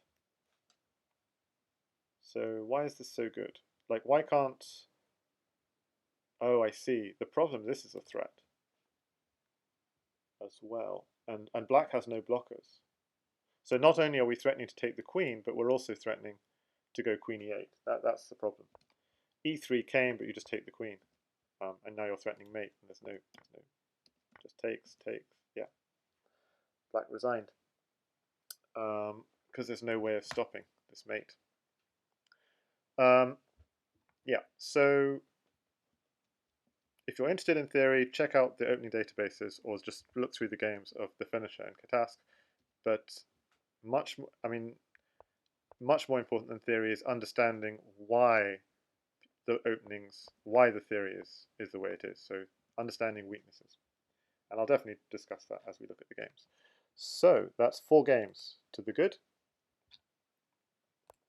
And just to say about theory, what is the weakness in the opening position in standard chess? You have to look at what are the squares which that's defended only by the king. That's why it's often in the big opening, this is a weak square because it's only defended by the king. This is very well defended. Defended. So if I'd tell a beginner about Crazyhouse, this is only defended by the king. This is only defended by the queen. So basically don't push these pawns in the opening and you'll be good. Don't push those pawns in the opening would be the first thing I'd teach a beginner in Crazyhouse. Because something defended by the queen, that's not a very good defender. Because, I mean, it's a decent defender, but you don't want to lose your queen for it. So avoid pushing those two in the opening would be my first lesson to beginners. And be aware be aware of color complexes. So yeah, don't be aware of opening files up. So classic one is, and I do this in my video. So it's Crazyhouse Weaknesses on YouTube. So stuff like queens are exchanged, and then the opponent goes queen takes queen, rook takes, and queen at d8 mate. That's sort of stuff like this. Oh, thanks so much, New V Chicken. Yeah, so that's my most popular video, and that's how I hit 2100 on Lichess after making that video. But I'd say focus more on tactic. So understanding that is important, but even more important is how to play sharp positions. So if you have mate in 6, if you can find your mate in 6, you can sometimes even beat the best players in the world, because even the best players in the world give chances sometimes. So game 5, safe setup, fianchetto setup from black. Bishop drops back to e6, knight b to d7, bishop g3.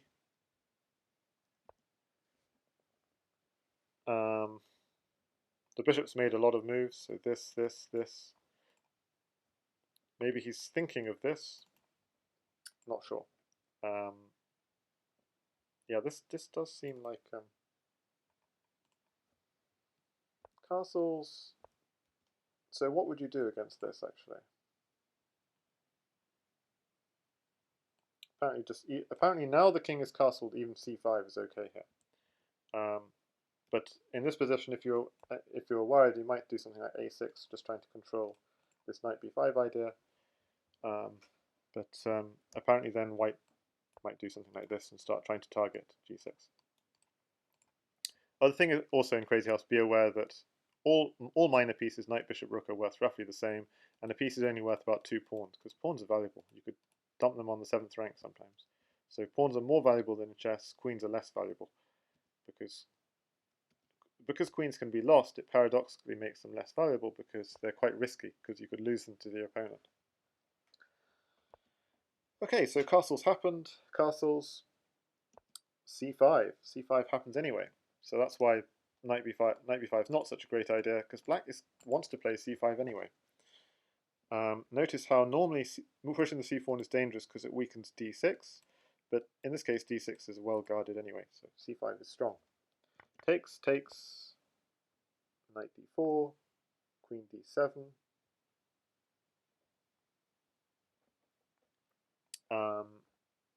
Apparently here, this is quite a strong move. Takes, takes, and put that bishop on e5. That'd be quite a nice way of playing it for white, but bishop b5 happened instead, but just gets chased away. Maybe white says, okay, you used up the pawn. Oh, I should just say, hang on a second. This is an important move. This is going for bishop takes h3, queen takes, so you've got to be aware of that. f3 is very well defended, but h3 isn't so well defended. Having said that, bishop takes pawn, pawn takes, could probably just put a pawn back here, and there's no real follow-up just yet. So it's not worth it going for this, and giving up the queen for a pawn and a piece doesn't really seem worth it. So c6 is strong, but now, yes, now he goes for it. Bishop takes h3. So this whole thing lost a bit of time, and just bishop at g2 seems like white's okay. But just goes straight in for this attack. Notice this square is very well defended, but this square isn't. It's only defended by the king. Sorry, mark it in red. And so you don't have time to, you can't, if you had sort of infinite pawns in hand, you'd go pawn at h3, king takes, and then another pawn here, and so on. We've got 2 pawns and a bishop, so not quite enough to just go straight in for bishop at h3. Having said that, you could just take here and then just sack a whole bishop on h3, and then the idea is go bishop at g4. And the idea of this is your king is very safe, so queen takes bishop, knight takes, and you can't take back because this is mate. So this actually would have been an idea for black. What did he do instead? He did this. So he's trying to get some more pressure on the f3 square. White defends, does it again, takes, takes, takes. Knight here check, at e2. Yeah, so probably a bit of a missed opportunity there, not taking the bishop straight away. Bishop h3, sidesteps, takes the rook. Queen takes the bishop, takes the knight. What's the idea? Maybe it's to put a knight on d2. Takes back, he does indeed, knight on d2, hitting the queen and here. And if we had enough in hand, we just take here and put a bishop here. And he does. This is actually quite good, quite healthy.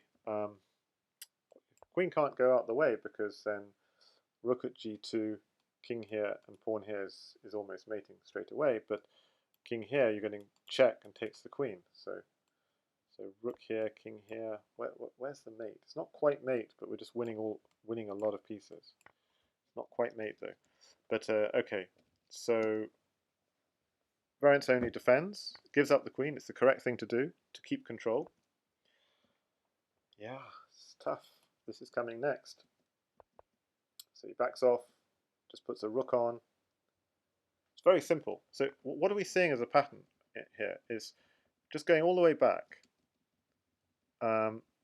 Black, this is very thematic. He has sacrificed a piece for 2 pawns on h3. He has sacrificed here, so he's created a weakness on the light squares. And as I said, yeah, even better would have been this and this, but it's a very simple strategy. Just keep on dropping pieces, hitting or on the light squares. Takes, takes, takes, takes, takes, takes, hit, take, take. And what's happening in this process is his king is always safe, and he just keeps on trading off white's pieces. So if you're white in this position, you want to try and avoid trades. So you're trying to back off, you're trying to avoid trades, but you can't avoid them. I mean, if king here, rook takes bishop will come, and then the bishop will land on f3, and so on. So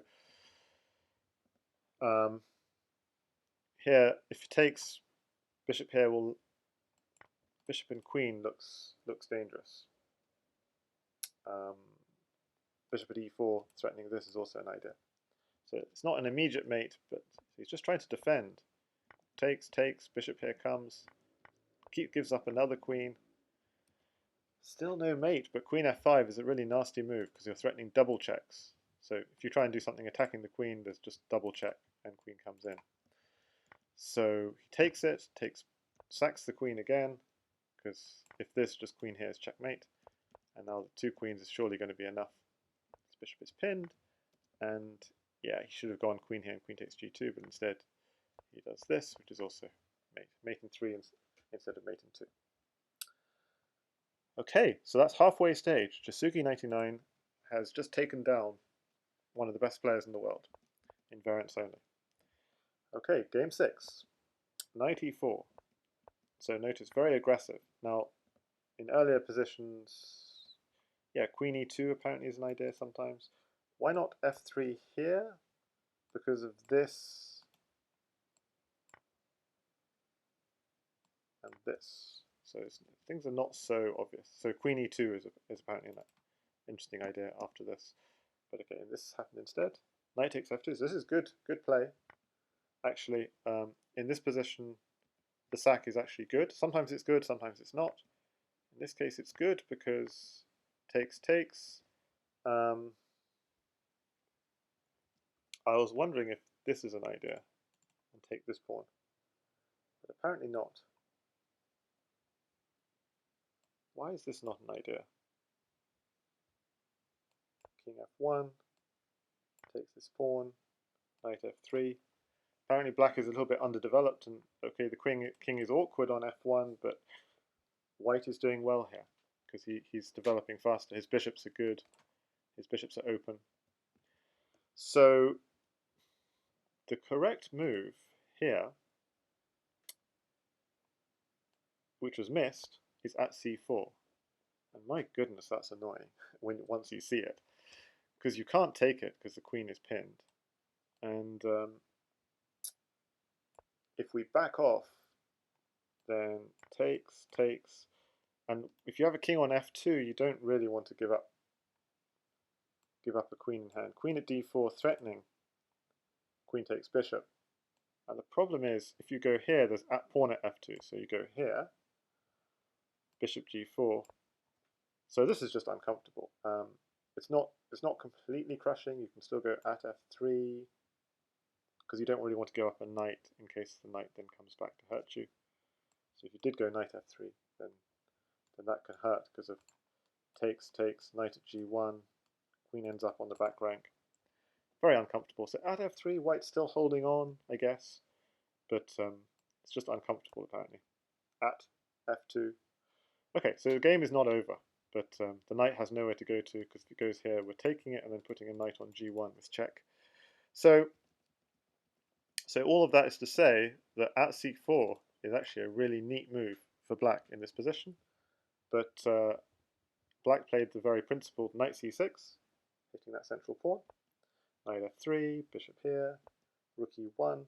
This is a standard idea. Get the rook out and then hide the king away in the corner. King g1. d4, king g1, e3. So, variants only. If he has one more pawn, he's getting at f2.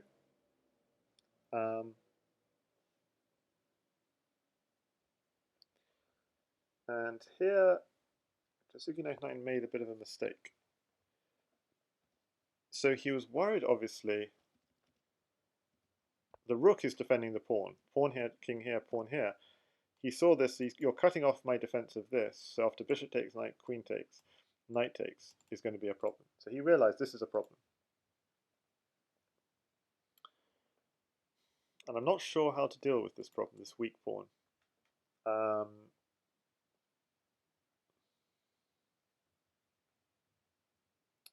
How to deal with it.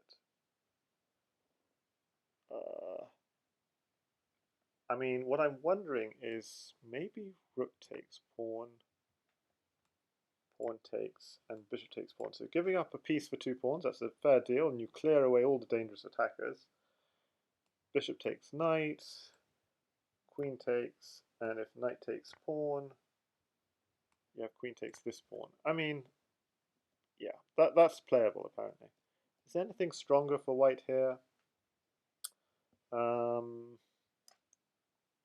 Apparently bishop b5. Oh yeah, I like that. I like that idea. It's very thematic. You're just saying that knight is the one attacking this pawn. I'm just going to pin that knight. So that's a very strong move. And if you attack it, I'm gonna happily take it. So that looks like a very solid way of playing this. Takes. Okay, he has a bishop for f2 now, but shouldn't be the end of the world.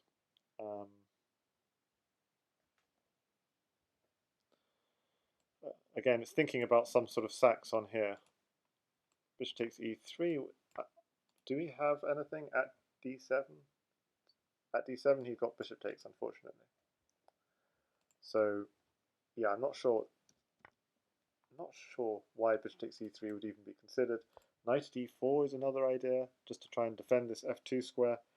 Okay, I would be uncomfortable with this as white, but apparently, yeah, apparently it's still okay. But this turned out to be a mistake. So why is it a mistake? It's a mistake because knight takes pawn happens anyway. Oh.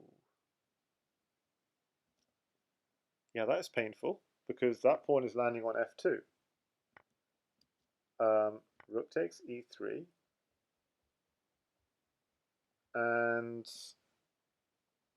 what black should do here is simply pawn takes rook, again renewing the threat of at f2 and back rank.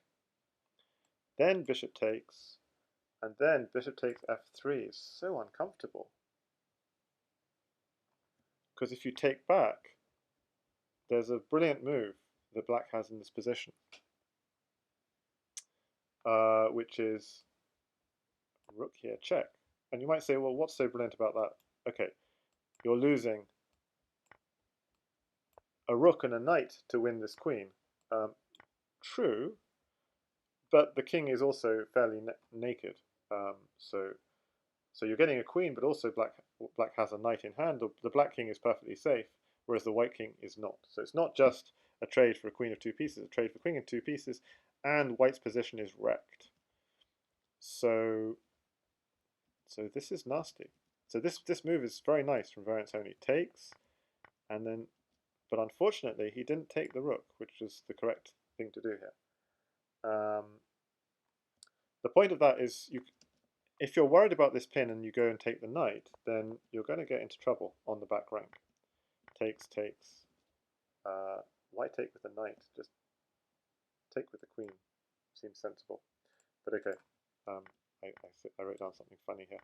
Queen takes bishop, queen here, bishop here. Trying to go for bishop takes g2 mate. Blocks. Queen takes knight. Trying to go for knight f2 mate. Anyway, the point is black is just having fun here.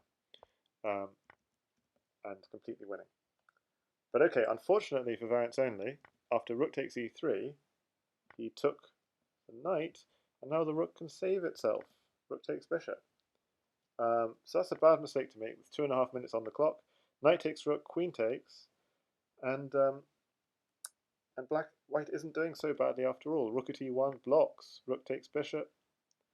Knight at e5 with counterattacks. At e4, defending his queen.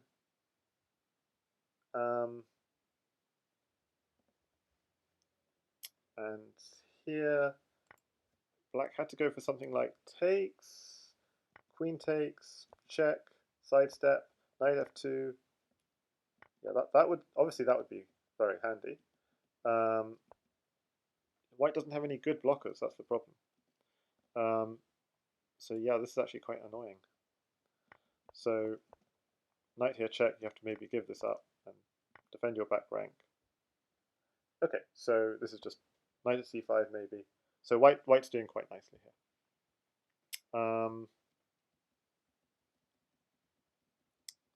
But what happened instead? Instead, at f6 happened. Takes the bishop, takes the knight.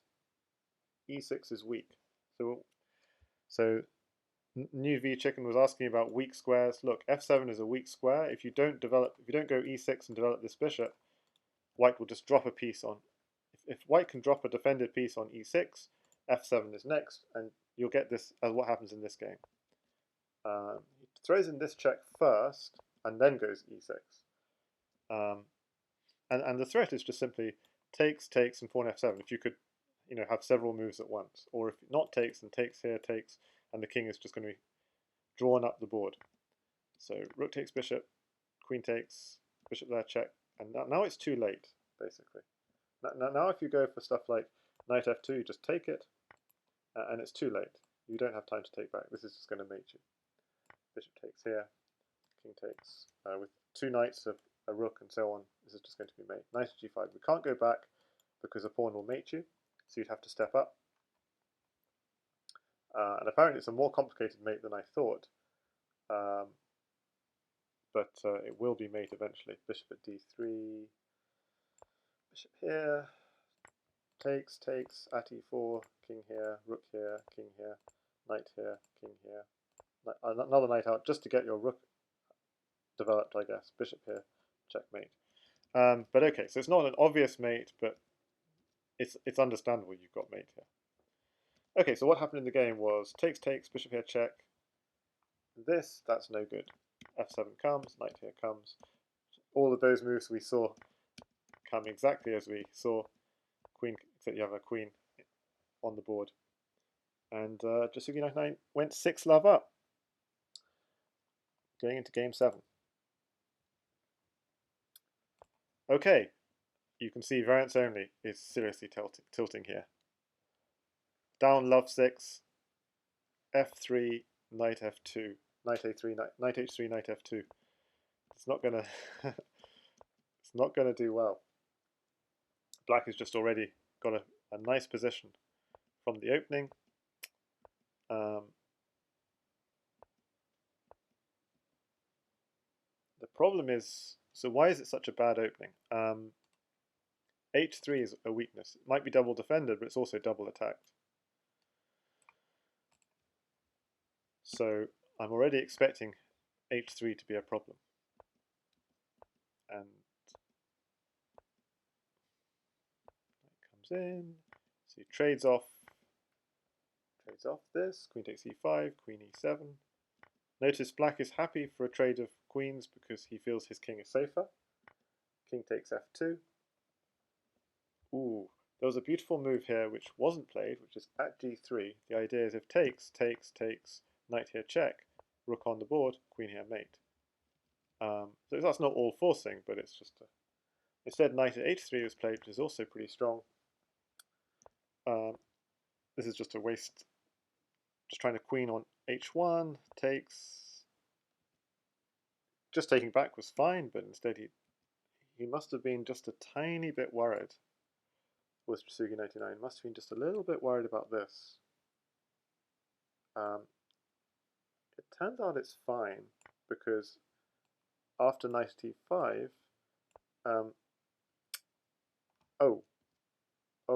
yeah, you do have to be careful here.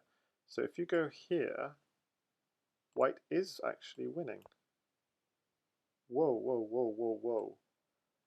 Knight here check, and the point is if you go here, knight takes bishop check is going to be bad. Oh my goodness. Okay, and if you take this knight takes, king g8, knight takes bishop comes anyway. Knight g6 check here, bishop at f. Sorry, that just got knight g6 check here, bishop at f7 here, and queen h5 with threats of a double check, and queen takes whatever blocker mate is the threat, and the white king is safe. So yeah, I can see why he was scared with white having an extra knight in hand, but apparently in this position this is totally safe, because then if this takes, I would be scared of this. King b7, there's still a check. Right here, check. but apparently we can go. I'm finding this so hard to believe. Apparently we can go king a6, queen c6, and then important. No, not important. King takes knight. And I'd be scared of this, but of course we're just about okay because the bishop's covering the checks. So that black king is just about okay, but I can see why Jasugi99 was nervous. And he didn't want to take a risk when he's completely dominating this position. So he covers the weak square. So notice, defending the weak squares in your position, important. He doesn't want to leave, at the moment this is defending it, he doesn't want to leave sight of it for a moment in case this happens. In case this kind of thing happens, and oh my goodness, he's regretting it. So he plays it safe by putting bishop here. Knight f4, at g2, queen on the back rank. Oh my goodness, this is painful. And white resigned in this position. But this is coming. Takes, takes, double take, and take is checkmate. 7-0. So I think at this point, VariantsOnly was pretty tilted. If he wasn't already, I think he was already by game 3, but even more so now. Just want to say something. I had an interesting comment to make here. Yeah, it's the same as the comments I made last time. At c4. Let's see if anyone has ever played this move. So, see, this position here has been played 27 times. 27 times by masters of the game, by 2200 plus. So this has been played 27 times, and in this position, Queen d4 check, the move I was tempted by, has been played 15 times, and it's not so great, as we saw. Knight c6 has been played 10 times, and we're talking about played by players like Opperwaisen, by VariantsOnly, by Profs, by Jasugi99. So top players of the game have played this position, and no one has ever played what is the beautiful and best move of the position, which is at c4, which I showed you last time. So you're winning a piece, and black is doing very well indeed in this position. It's never been played, so that's nice. So king takes knight, takes here, takes back, knight c6, more conservative move there from black. And then we saw, as in last game, trying to get in on e3. So he liked what he got that game. Instead he goes for rook f1, and king g1 is likely to follow. But the problem with king g1 immediately is the threat is takes here and takes here. So he defends that pawn with the bishop. Notice, last time he put the rook here defending the pawn, but he realized e3 was kind of annoying, blocking the defense.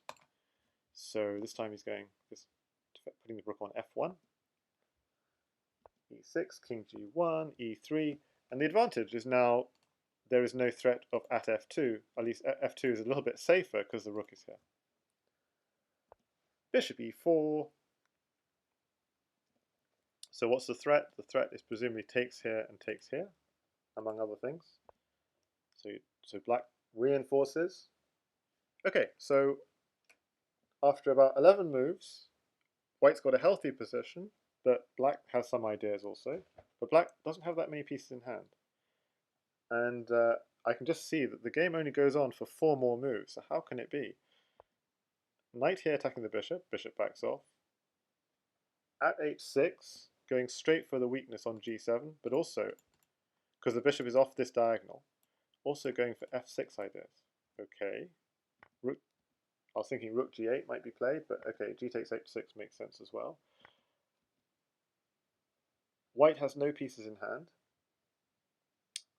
but grabs the knight, and that's painful, because that knight's going to land on f6.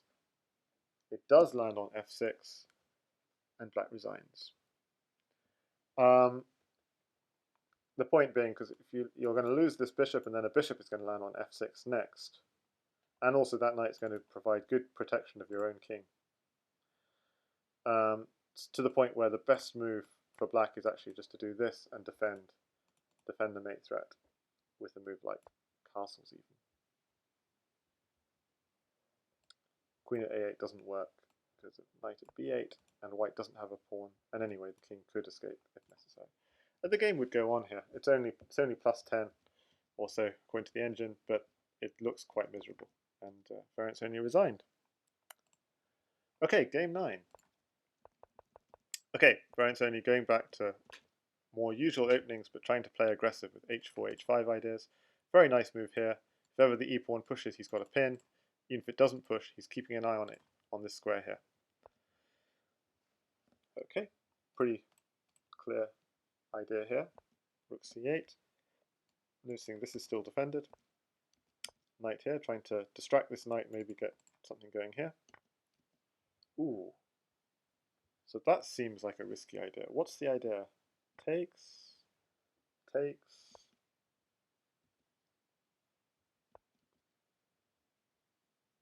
Well, this seems fine. The problem is, if the knight went to here, you just go rook here and pick it up. So he decides to give up. Yeah, that's a bad trade for white, giving up 2 pieces for a rook and a pawn. And I'm eyeing this square here. But you have to eye, what are the weak squares in your position? My goodness, those 2 squares in f2 are very weak in white's position. Knight here came. I wouldn't be surprised if you just ignored it and just went straight in for an attack. But you can't actually, sorry, you can't ignore it because knight takes queen comes with check. Okay, can't be completely stupid here.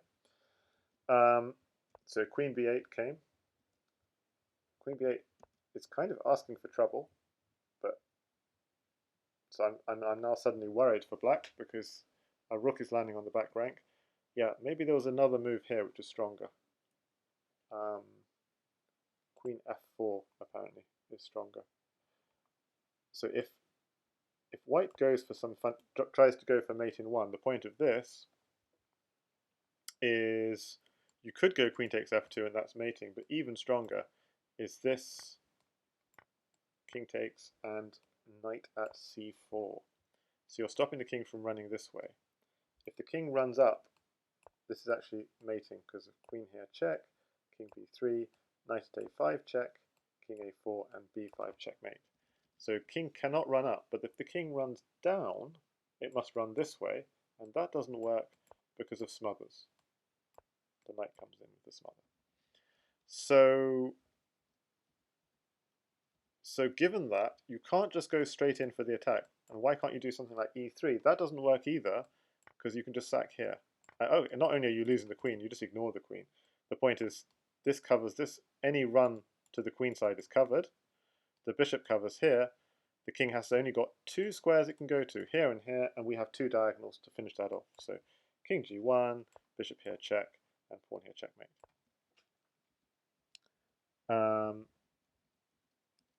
So anyway, what happened in the game was instead queen b8, and Zixon says queen b8 seems fine. You have bishop at a5, bishop at a5, yes, bishop at a5. And after rook at c3, queen takes a8, and you have 2 pieces defending c8. True, bishop at a5, that is the key move. Bishop at a5 was played. Jasugi99 is not going to miss it, and Zixon is not going to miss it either. And black is fine. And he's and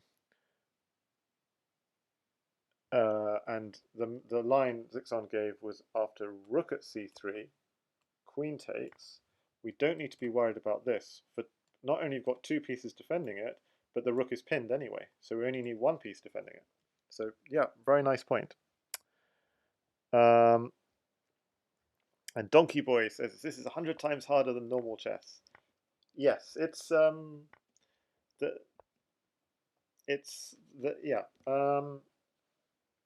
say there are 1,000 times, as you said, 1,000 times more possibilities, but there's a certain obviousness. So Crazyhouse both has more possibilities, but also it's really obvious you have to be direct. Every move has to have a purpose. In chess, you can slowly take your time sometimes and build up a position you like. So in chess, there are 2 types of position. There are static positions and dynamic positions. And there are static advantages and dynamic advantages. Whereas in Crazyhouse, your advantage is basically almost always dynamic. Even if you're up a lot of material, you must stay dynamic. If you try and you can try and make a position more static or more dynamic. If you're up a lot of material, you'll try and make it a little bit more static. If you're down a lot of material, you're going to try and make it a little more dynamic, but it will always be dynamic. Rook at b8 comes, so okay, we're losing the queen, but here, brilliant move from Jasugi99, bishop h6. So you can try and check me, I'll just block you. You only have a queen in hand, and my threat is at d2, check, and there's no defense. Queen a4 check, just b5, white resigns. There are so many tricks, Donkey Boy, indeed. And the more you play, the more you get used, the more you sort of see the tricks. So that was a problem. You can't defend because you just don't have, yeah. You don't. If you had a pawn in hand, then you'd have chances. So in this position, if we had this, okay, so this would be a bad idea because queen here is checkmate. But I'm just trying to just imagine the queen had gone here. What am I doing? I'm trying to get it so it's okay. So king here, and it's white to play in this position. The only difference between these two positions, well, apart from I've just hidden the king away a little bit, so black's king is a little bit safer. The only difference is I gave white an extra pawn, and just with that extra pawn at g5, and white is actually a tiny bit better. So I just wanted to just highlight how tiny difference is. This, white's completely losing. But with just one extra pawn, white would actually be better. So that's, in that sense, it's not material is not so important as, I mean, yeah, that pawn is all the material you need to be the difference between winning and losing. So trying to find moves that can't be refuted. The problem with bishop h6 is there's a refutation if the opponent had a pawn. So actually, just doing that sort of crazy thought. If it's black to move, now so bishop, put the bishop back here, king here. Sorry, I did this wrong. Okay, black to move in this position. So I said earlier in the position, if I did bishop here, white's winning. But if it's black to move in this position, so he doesn't have to do bishop here, black is winning. With moves like knight at c4. Instead you... so white's true, white has the extra pawn, but it's just quite hard actually to defend against the knight. Maybe bishop f4? Actually, that looks like a solid way of defending. But then knight takes b2. And it's just to try to show that, yeah, initiative is important. Pawn. So I mean, the point of this was just to kind of little, I'm going to delete this from the study, but just to kind of little, you know, initiative is important, material is important, just finding the, but that, yeah, and there can be just such subtle differences. So Donkey Boy says, sometimes when my position in normal chess is complicated, I have burnout and plunder. I think you mean plunder. Yeah. So I mean, as in normal chess, you should try and make things complicated if you're losing. That's basically the idea. But a very important thing in Crazyhouse is just never resign and just try and keep on prolonging the mate, and you never know what will happen. Because if you just make it, just try and avoid. I mean, for the under 1500 player, I'd say just make moves that you're not mated in one, and eventually you might get a chance. You might get a chance to mate your opponent. The one difference I found between like under 1600 and above 1600 is hanging mate in one, and then as you get stronger, they're more and more sort of, you know, you might hang mates in three or hang forks and so on. So just trying to prolong never resign is like the first advice. Never resign. They're always going to get chances, and that's what makes Crazyhouse interesting. So game 10. Jasugi99 turns down the rook.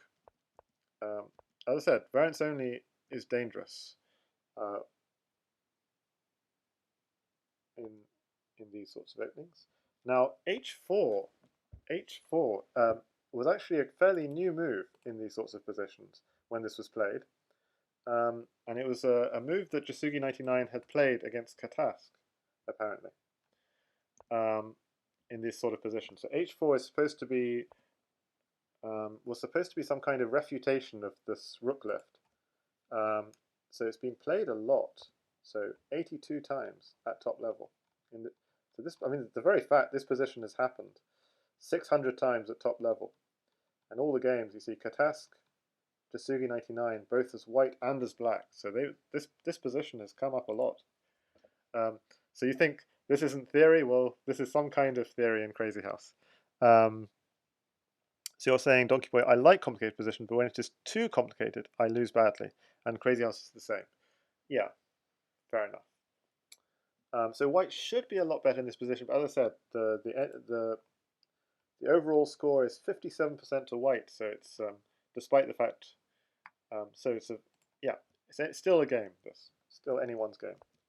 E6. So notice you're hitting this pawn, hitting the rook. Rook comes to G4. Takes the pawn on h5, nice move, because if you take the knight, the queen takes rook. So rook takes pawn happened. Again, looks nice, because takes,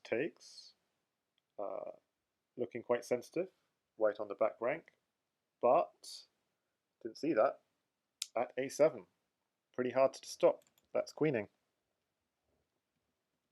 Why rook g6? So rook g6 is to tie down this bishop to defensive g2. Sometimes the idea is rook f6 and just sack on f7.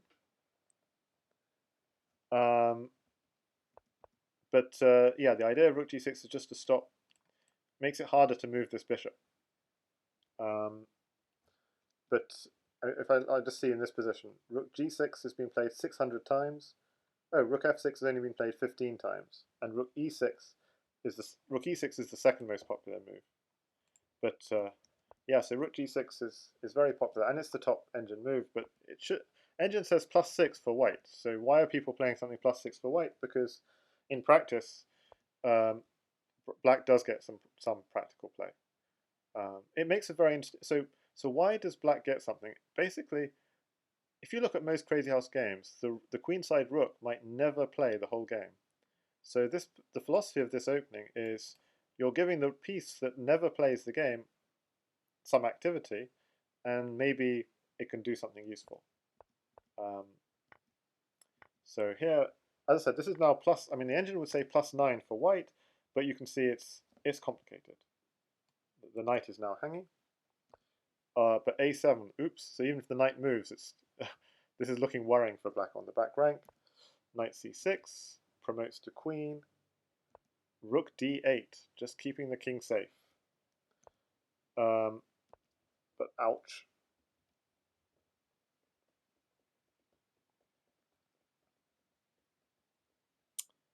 Yeah. What should white do here? Rook here looks decent, but good move actually by VariantsOnly, just giving up his queen for the rook, and trying to get some play on the back rank. Just to say something here, if black took here, and here, and here,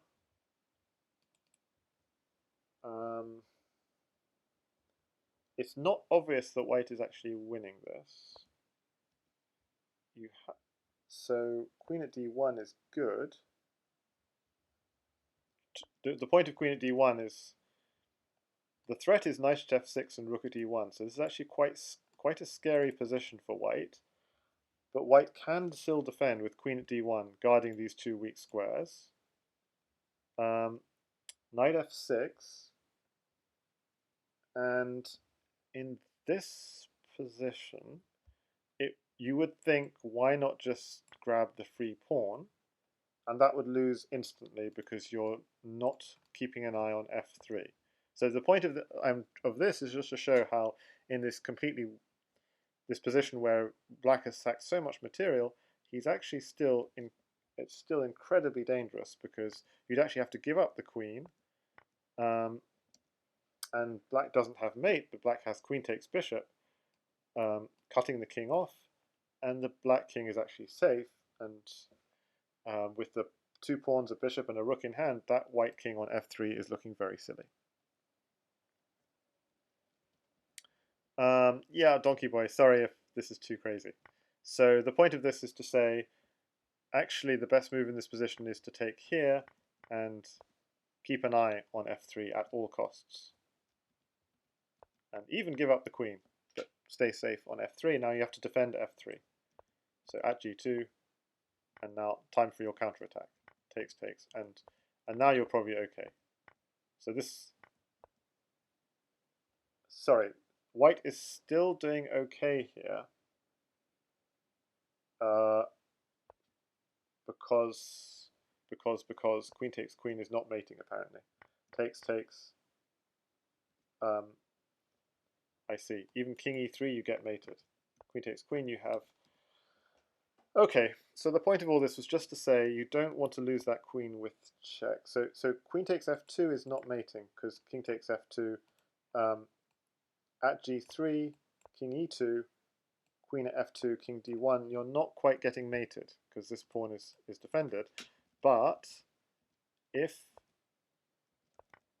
you go to e3, then you are losing because of bishop c5 check. And you're losing a bishop, and yeah, you're losing all your threats. So it's very important not to go to e3. So takes, and if he takes your queen, white amazingly has mate here. Knight takes e7 works eventually, but if before was too much, yeah, if before was too much, this is now even more too much. White has mate here with rook at e7, and the point is, if king this is really funny. If king takes, then knight at g8 and knight takes here is mate. And if bishop takes, then knight takes pawn check, rook here, knight here is checkmate. Anyway, so the point of this position is, I'm just trying to show, what's the point? The point is, this is actually sharp. it makes for sharp positions. So rook takes h5 might not be the best move, but it's a move that makes for very sharp positions and very easy for white to make him a slip up. But this is how white has to defend, giving up all his queens basically. Literally, this is how he has to defend, and he can just about survive, and then he's got rook at e7 and he's mating. So it's very sharp, very hard to play. What happened in the game wasn't rook takes knight, it was at h2. PKR says rook at e7 there was nice. Donkey Boy says, I'm sure I'm under 1000 in Crazyhouse. No, come on. So to be over 1000 in Crazyhouse or over 1500, the requirement is please spot mate in 1.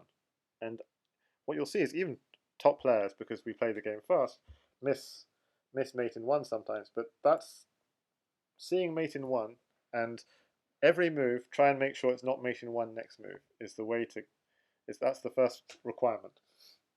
And as you get better, obviously, try and stop mates in 2 or 3, and try and make sure you don't have weak squares in your position. So, at h2 was actually played. So how is Jasugi going to defend? He should be winning. He plays this, queen at g2. That rook takes knight came, knight takes pawn came. So this is the dangerous position we were discussing, where f3 is a weakness and c2 is a weakness. How does Jasugi defend? Does he defend well or not? He gives up the queen. Remember, it was a fake queen for a bishop. He's allowing knight takes c2 and saying, I think I'm safe after knight takes c2. Just he's going to just sidestep and take, I guess. Rook takes, okay. What does he do here? He's found something. Queen takes f7, sacking his queen. Bishop at h5. So if you block, queen will take, and there'll be a surely mate coming. Rook here, check. what's the idea? Why can't we go to d8? We can't go to d8 because rook takes bishop. So why can't we go to e8? Because rook takes bishop again. And maybe just bishop here check takes the knight. Just wins a lot of material. So what happens? He came out. Check. The point of this is just to open up this diagonal. King here, knight. So something was missed. He missed knight a4 check, and notice all the light squares are covered, and the knight is covering the dark squares. So king here is forced, pawn here check, and pawn here checkmate. So that was missed. Instead, he plays something which he knows is completely winning as well, which is to pin the knight, take, and black resigned. He could take back, but then there's knight here check, picking up the knight, or even knight a4 check. And this is checkmate. So notice you just need knight to cover the dark squares, and then it's all over. Or you take the knight, but then you're picking up the queen, and it's all over. What's the fastest way? Probably this. So the knight's covering the dark squares. So New V Chicken, yeah, this is just a commentary stream, unfortunately. I'm not going to be playing just now. How can people see these crazy moves? Well, with practice. These guys have been playing the game for several years. So, what we've witnessed so far is Jasugi99 against VariantsOnly. If you guys want to play the game, by the way, let me just recommend, there's a Crazyhouse. You need to get 20 games under your belt, and then there's the Crazyhouse Shield going on, but no one's streaming the Shield just now. The Crazyhouse Shield is ongoing, and Fumitox is playing, but I just like, if I maybe since I'm here, I'll quickly show the Fumitox first. Okay, so before we go on to my last game in Crazyhouse was actually against Fumitox. It was his first game in the Shield, and this is just me showing off a bit. I played Fumitox, who's now winning the Shield, and played very solid opening. So that's just a very solid setup. Bishops here and here, or bishop here and bishop here. If the opponent castles, h6 is always going to be a potential weakness, so that's why black often pushes h6 to defend this weakness. And what I do is I just line up my bishop and queen against this h6 square, maybe thinking of h3 at some point, and then hitting h6. He went for a pawn trade, and put a pawn on g5, so I'm just increasing pressure on h6. And there's a potential queen trade happening as well. So he took this. Now if he trades queens, queen at h7 is a threat. So my threat is to take the queen and mate him. So he took my queen first so he can defend. And the problem is I now have this idea, to deflect that defender. So I did this first, then deflected the defender. And the point is you can't take, or this is checkmate. So he tries to defend, put queen on the back rank. Apparently already I have mate here, with queen at f8. The idea is the bishop is overloaded. It can't defend the knight and defend the queen. So takes. Here is checkmate, is apparently a problem. And if you take with the bishop, then knight takes knight, king up. What's the mate? Knight at e8. Knight at e8 to defend the knight, king to h8, and I was going to say rook at g8, but apparently there's an even cuter mate, which is knight takes f7. Whoa. 3 knights. What is going on here? So you can always see this pattern. Those 2 knights are defending those 4 squares. That's very pretty. But in this case, the 2 knights are also defending these 2 squares. But what happened in the game was he defended the rook, and now I was thinking I want to get rook on f8 and then take this knight, that kind of concept. So I took the knight first and then take the rook because I'm going to get a rook on f8. And so by doing that I win his queen with check, and then through another check in, take the bishops. There's no forced mate, but now I'm threatening mate with queen here, queen takes bishop. He defends, put the queen on the back rank, and the reason I put it here is because he's got a pawn, a knight, a queen. He can't attack that queen when it's here, and also it keeps an eye on my own king, because often an attack on the king involves drops on h3. So this is both an attacking move and a defensive move. He defended, put bishop here, so I'm threatening to do something with the knight with check. That's really annoying. He blocks, well played. Takes, takes, takes here. Again, I'm threatening to move this with check. So he blocks, simply take here, and the knight isn't actually defending the rook, which is kind of annoying, so I back off. He hits my rook, check, takes here. I'm allowing him to take my queen, and I'm thinking I've got something here. So I'm willing to give up the queen for a rook and more pieces, but okay. Check, check, check, check, and checkmate. So, and that's the first time I've beaten Fumitox. He was 9-0 up against me, managed to take him down today. So that's my little claim to fame for today. But this isn't really a stream about me. This is a stream about Jasugi99, brilliant player, and his story in the candidates last year, in which he had an average win rate of 85%, so 8.5 against 1.5, with 3 10-0s against 3 really tough players, VariantsOnly, mastertan, and xuanet. And so what we've seen so far is how he took down VariantsOnly. Now, we're now going to look at some games against xuanet. And I'm not looking at the full game for some of these. I'm just going to look at some of the key positions. It looks like I don't have...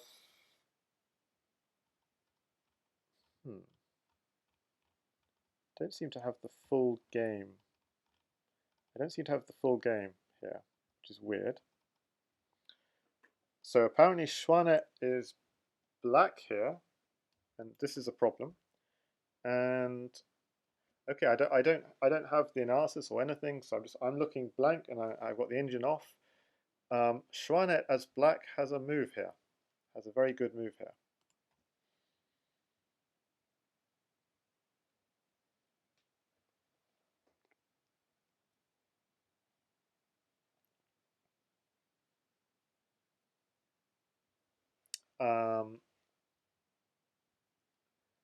And we want a move. Okay, so the threat is takes.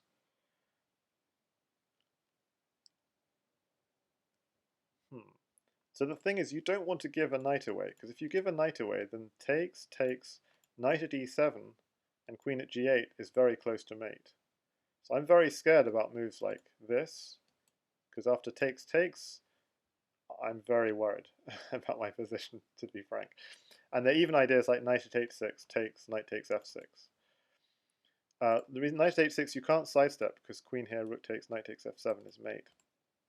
So I find it hard to believe that black has a killer move in this position, because I don't see it. With only 2 knights in hand, what kind of killer move can we have in this position?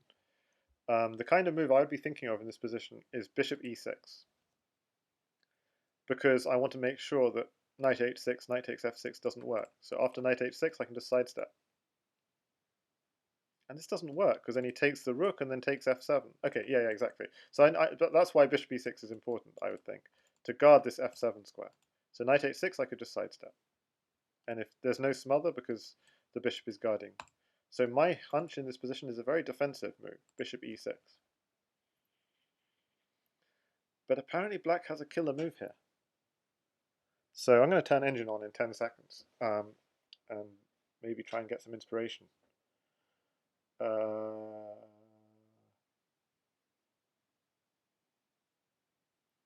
mean, there's a move I don't believe, which is knight takes here, rook takes knight, and then pawn at d2. So if queen takes, then knight here. But I just don't believe it. I mean, just king takes. King's got so much space to run. So what do people think? Knight f3 seems like the only killer move. Knight f3, but why not just take it and take it? Yeah, knight at f3. Knight f3 takes... I don't see it. It's defended twice. It's only attacked. Just double take. So I don't see that working either. Okay, I'm going to turn on engine. So for myself, you won't see it just yet. Oh, it turns out I'm good. I'm good. The killer move is my hunch. Bishop e6. Okay. um, yeah, you have to defend. You have to defend f7. Um, so it's not a killer move at all. I just trolled you all accidentally. And this is a year ago, this game, so I really didn't remember myself. Um, yeah, this is solid. Black is fine apparently. So you can take here, but just simply rook takes, um, and black's attack is coming. But black's attack is coming, and black is better. There's no time. I don't know, like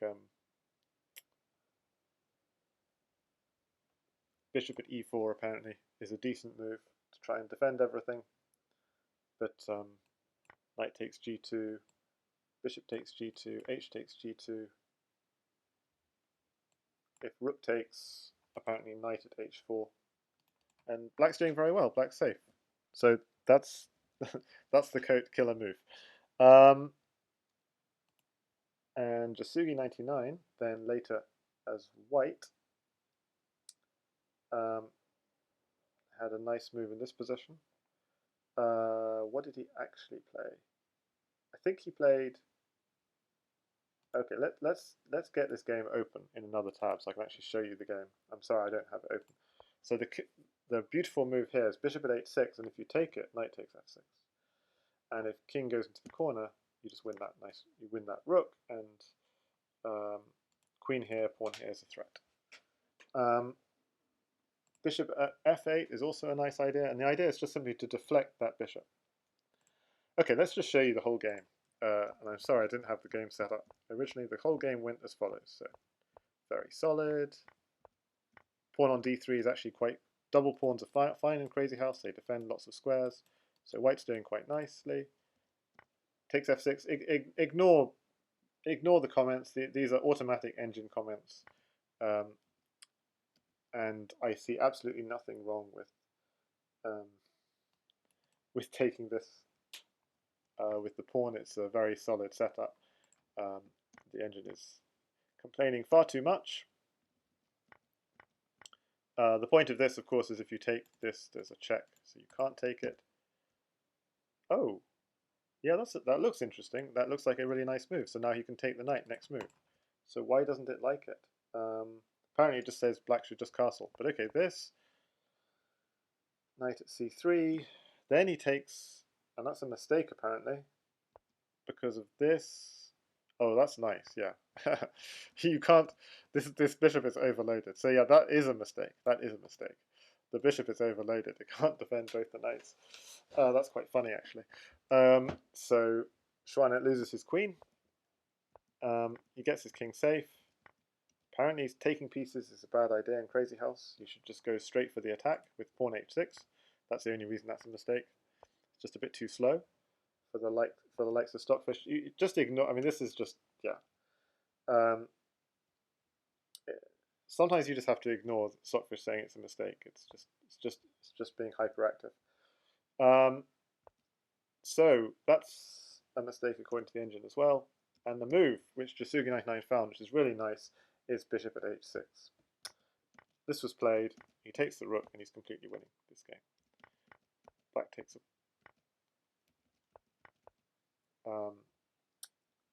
at g7, takes, and there's no defense of g7 basically.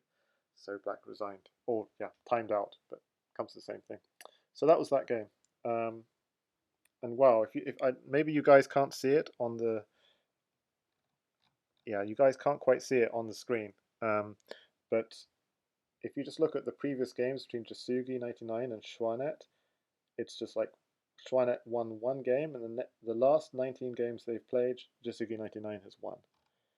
So that's some painful stuff just there. The last 19 games since this one, but we're looking at the last 10 these 10 games in CWC, and xuanet hasn't beaten Jasugi99 since this adoption.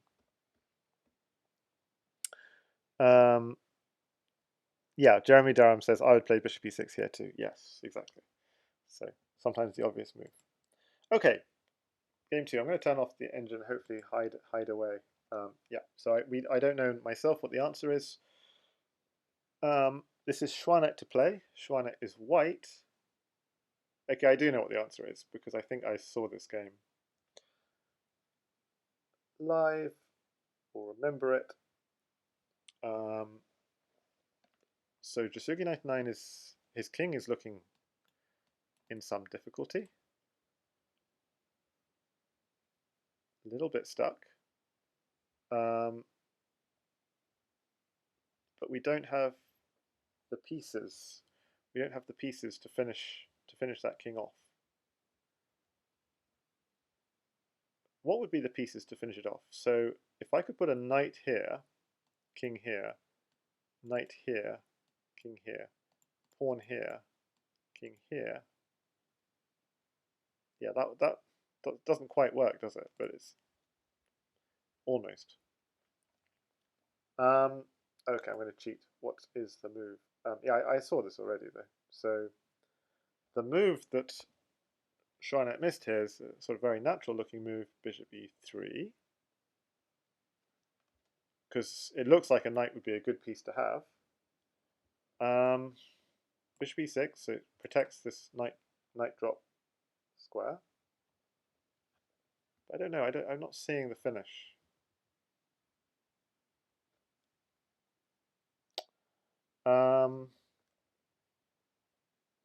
So what's the point of bishop e3? If you do nothing, what is there a mate? Takes. This is what I was thinking. Knight at c4. I didn't see this all the way to mate. Knight. Okay, so this is not the move.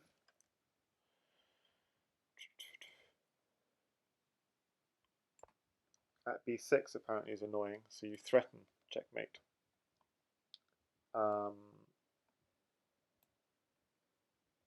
And if you do this, trying to defend, then here the threat is pawn here check, and takes his checkmate, and yeah, there's no defense. Okay, so the correct, yeah, so bishop d6 would be a good defense, but knight takes pawn. Okay, the game goes on, but this king is in some serious trouble. Bishop takes knight is coming.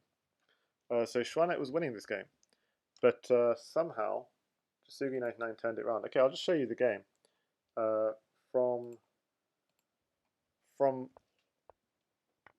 Actually, before I show you the game, let me first show you how it finishes. Okay, so Jasugi99 has somehow survived. And in this position, he finds mate. Check, check, check. Drawing the king up and keeping him down. So sort of keeping him, drawing the king up and then stops him from, and rook here checkmate. So that's how the game finished. Okay, obviously king g2 would have been more challenging, but that's still mate with bishop at h3, keeping the king in the box, pawn here check, and knight here checkmate. So that's how the game finished. Let's just show you the whole game. Let's show you the whole game. Okay, so Jasugi99 is black. He gets into some trouble. How does he get into trouble? Okay, king d8, very creative move to defend c7. Like, it might look dodgy, but there are no weaknesses for now, so he's still doing fine. Okay, now you see how this is a problem. Oh, it comes. Now it's a problem. The knight comes here, and yeah, probably has to go down. And he's maybe okay. But he went up, and this is the missed move. The missed move was bishop e3. Instead, this happened. Hits the queen. xuanet sacks his queen, and that king is looking quite silly, but it's just about surviving. Hitting the queen, hitting the knight, takes the knight. Knight takes bishop check. This is a classic. If you want to try and attack a king, attack with the pawn. The square's diagonal to the king. Throws in a check. So why does he want to sidestep? He really wants the bishop and knight for attacking purposes, I guess. But let me just see. Is there So if you just do something like this, you don't have enough for mate, is the problem. So bishop e2 would be super safe, but the problem is he wants the bishop to attack with. So that's why he does this. Bishop here check, he's forced to put down a piece, and knight here check, bishop here check, pawn here check, and he tries to defend, pawn here takes, takes check, and this is how the game finished. Takes, takes, takes, takes, bishop here. And black comes back from the dead to win. So, oh, we see Katas here in the live chat, which is nice. It's still on Lichess, all the chat during the game. That's nice to see. So that was game 2. Game 3, Jasugi99 was white. And solid setup from both sides. Takes, takes. We saw this already. But he doesn't fall for the same trick. He doesn't fall for this. This just doesn't work at all. Queen takes d5, which will happen. That's what happened in game 1. So just to remind you, I'm sure this is what happened in game 1. Not good at all. So xuanet improves upon that with this move. Knight f4. Bishop at c6. You have a little square of pawns in the center, very solid. And xuanet finds a really nice move in this position. Knight at a4. So you're putting pressure on b2 and c3, and white actually doesn't have a good defense. And the knight's also defended by the bishop. So there's no good defense, and white admits, I don't have a defense. You can win a pawn off me, and if I just look at the engine for a moment here, white's got a slight edge. Okay, queen c2 at h3, so uses the pawn straight away in the attack. Doesn't look like he has quite enough to attack with, but notice f3 is quite weak. So if you take with the pawn, we might take the knight here and knight at f3. So there are some attacking ideas. Queen takes knight, h takes g2.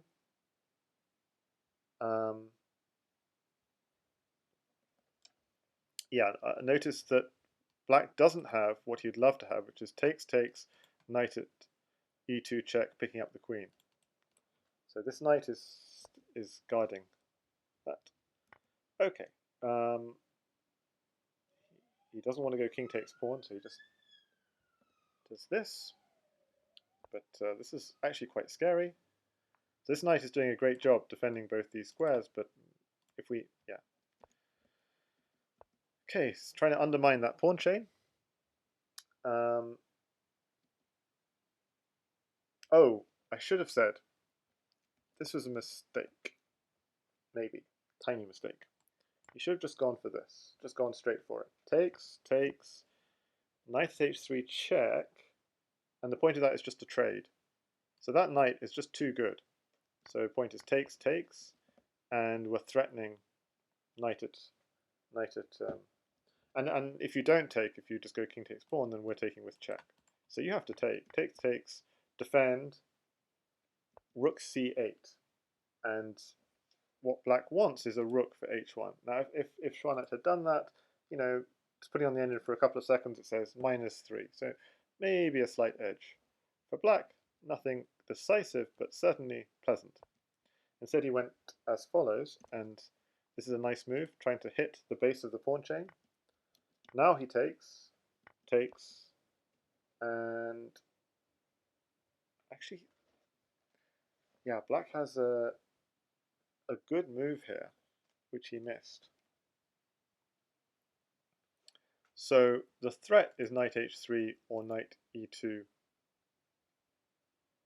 And the good move that was missed, sorry for spoiling it, I'm just going to go straight ahead, is actually g5. And if I see that, I'm thinking, why not just take on f3? That would be my hunch, because then there's no mate threats at least. And if you take the knight, you're now threatening knight here check, so now just take on g2. So That would be my hunch. Why not just do that? But apparently this is pretty decent for black. But nothing completely decisive. It wants to do something like this, and just castle. And just say my king is safer than your king. And how's the material looking? Yeah, black is a piece up. 1, 2, 3, 4, 5, 6. A piece up for 2 pawns though, but maybe with a slightly safer king for now. So nothing decisive. Oh,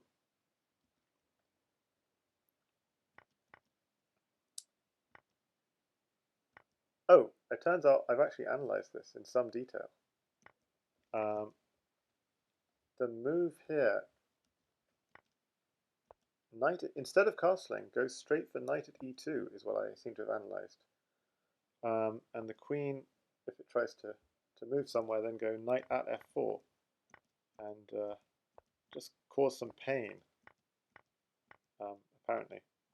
So these are some interesting, that's one interesting idea. Okay, I mean, that's just a possible line. And I'm going to share the study link. Queen c2, instead of queen g4, queen c2 is another line. But okay, so apparently this, take the rook and then cause some pain. So okay, so this is not the best move, but just to show an idea of some of the ideas in the position.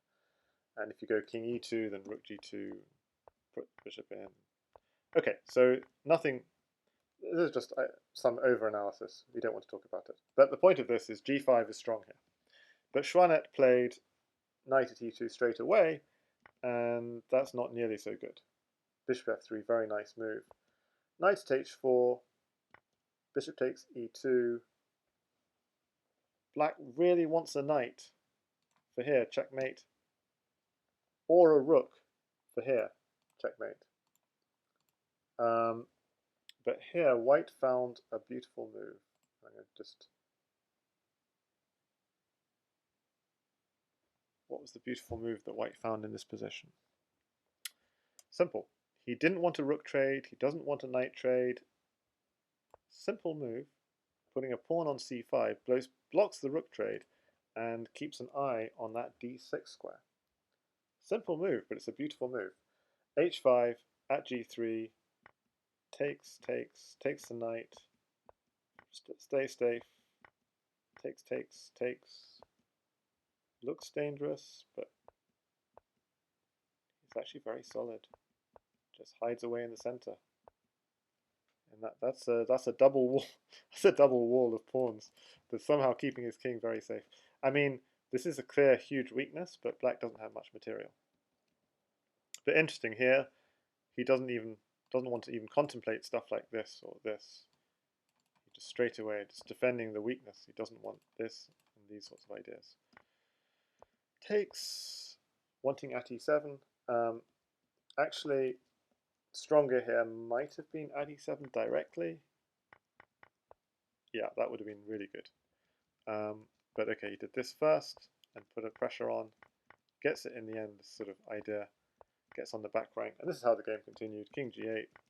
So he turns this game, which he was actually doing quite badly in. Grabs the knight. What's the idea? Knight g5. Puts a rook on the back rank. And pawn at g7 checkmate. So real beautiful play there. Actually, at this point, after queen takes knight, he already won. But the point of queen takes knight is this is coming. Okay, so I hope you're enjoying how Jasugi99 is taking down xuanet. Games 4, 5, 6, 7, and 8 followed. I don't know if I'm not going to really do commentary, I don't think, on... don't think I'm going to do commentary on all of them. I'm just going to... I wanted to just show you games 9 and 10, but they passed quite quickly, let's put it this way. There was a bad game here, just passed by quite quickly, and resigned.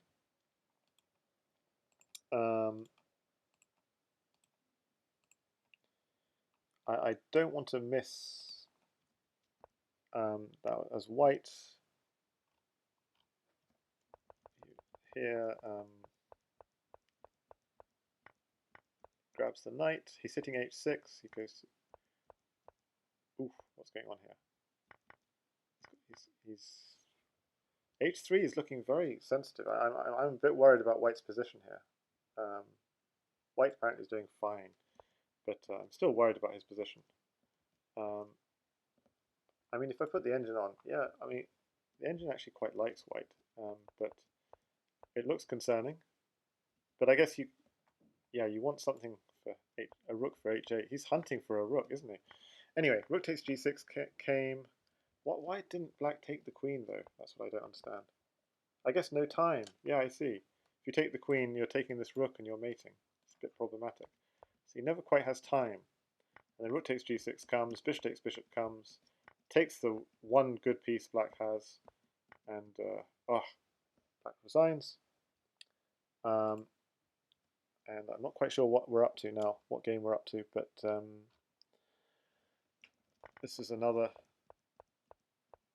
sidesteps. He takes this pawn this time, hits the queen, backs off. Looks like a draw. No, he sidesteps the draw. You have to ignore some of these engines saying it's a mistake. Giving up the queen potentially. What is this giving up the queen? Knight here.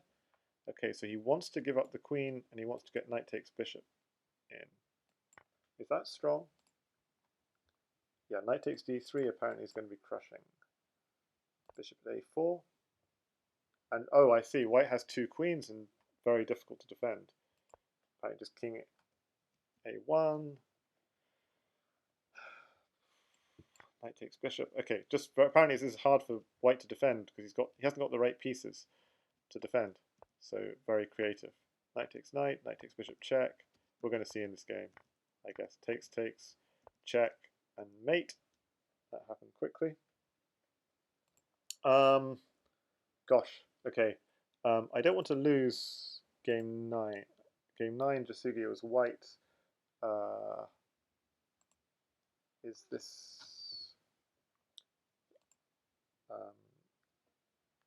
okay, I'm not going to go into... I'm not sure if...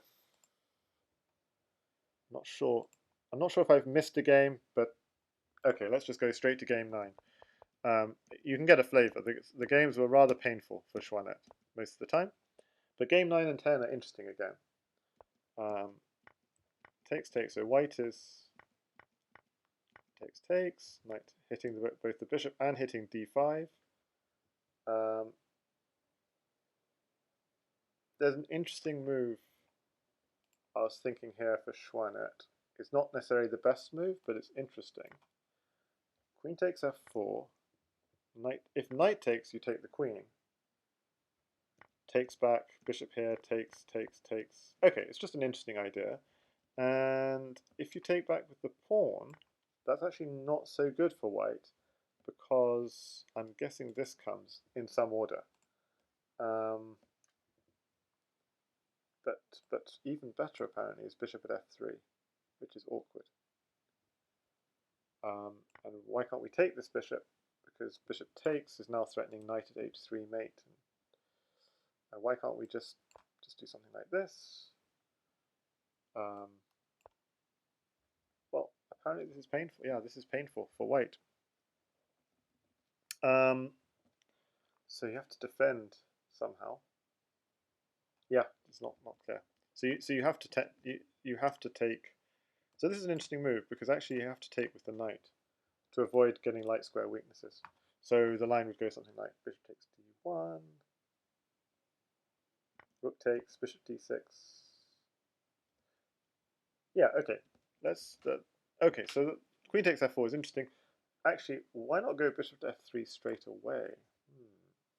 That might be even stronger. So if knight takes bishop, bishop takes g2, king takes at f3. This is very, very tough. And the point is, if king takes f3, queen takes h2, and this king is actually stuck on the third rank. So you have to step back, but then we're winning the knight, we're hitting the queen and winning this knight. There's ideas of takes, and knight f4, takes, and knight sacking on g2. Okay, so this is just a interesting way of playing this. This is a problem. Why can't we just sidestep? because knight takes f3 is coming. If we go rook f2, well, why can't we do that? Then bishop takes f3 might be a problem. Takes, we're winning the rook. Rook h1. Okay, so this is actually kind of a very aggressive way for black to play, and maybe it was a missed opportunity. So queen takes f4 doesn't quite work directly, but what black has is actually bishop at f3 straight away. And I think that's actually a really, really interesting way for black to play this. Okay, but instead this happened. Bishop at h6, defend. Okay, very solid from both sides. King goes back to g8, defends. h4. Okay, so a little mistake apparently from Jasugi99, because what he should have done is just taken here and then stuck the knight in the center and then done h4 apparently. So why is that different? The idea being if you takes, and your center is really well defended,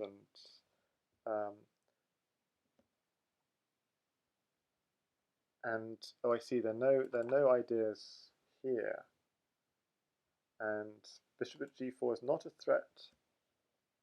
Oh, I see, bishop at g4 is not so much of a problem because you can just go straight, takes here. Okay, so we'll see why this is we'll see why from what happened in the game. So he went h4 immediately, and the reason this is a problem is because of takes, and he should have just taken one more time. Takes, if pawn takes, bishop at g4, and if knight takes, well, still bishop at g4 is the problem. Yeah, so takes twice and bishop at g4. So what happened in the game instead, so h4, takes, but he went bishop at g4 first, and that doesn't quite work because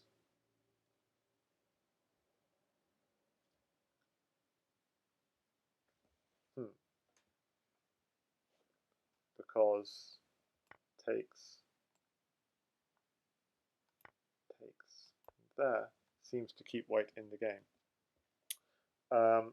But if he'd just done bishop takes f4 first, there's no rook takes here, then that's very strong. Okay, so what happened in the game was instead rook takes knight. And again, this should not be taken back. This gave black a chance to correct his error and go bishop takes f4. And black is winning this. You can't take this. This is a problem. Unfortunately, he took back, and rook takes at h6 came, of course, and to xuanet's credit, he found a brilliant move here. Despite the fact he's missed his opportunity, knight at h3 is a brilliant move. Takes, knight at f3. So actually taking is a slight mistake. This king h1 makes life a little bit more difficult. Bishop takes knight, queen takes, knight takes f4, hitting the queen. You can't take it because your own queen is hanging. So white might take the queen here, and black might take the queen here, and black might be slightly better, but it's pretty confusing, to be frank. By confusing, I mean like the engine suggests here the best move is rook g6, which just like beggars belief. Yeah, and black is winning. So it's a bit of a strange move, rook g6. But apparently there's some traps involved. If you take this way, then there could be some traps, and white's doing okay. But okay, very strange. And if you just do something like this, you're actually just getting mated straight away with rook at h2, is the point.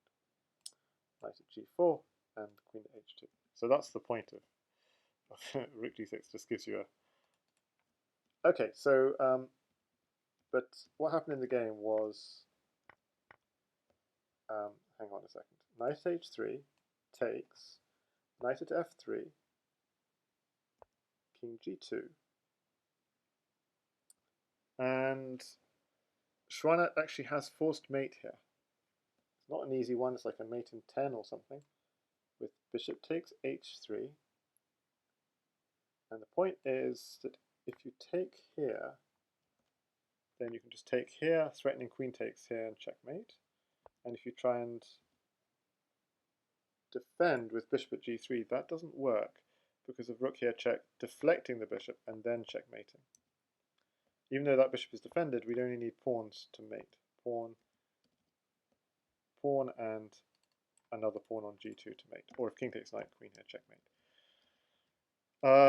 And if you try and defend with the rook, takes, rook here, check. Again, you can't take the knight, or just simply queen here is checkmate. And if you take here, takes. Yeah, this is really confusing.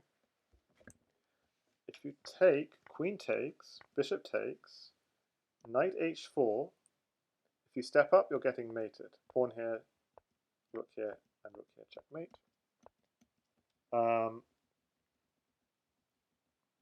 And if you step down, you're also getting mated by a magnet into the corner. So you draw yourself into the corner, and then at g2 is mating you.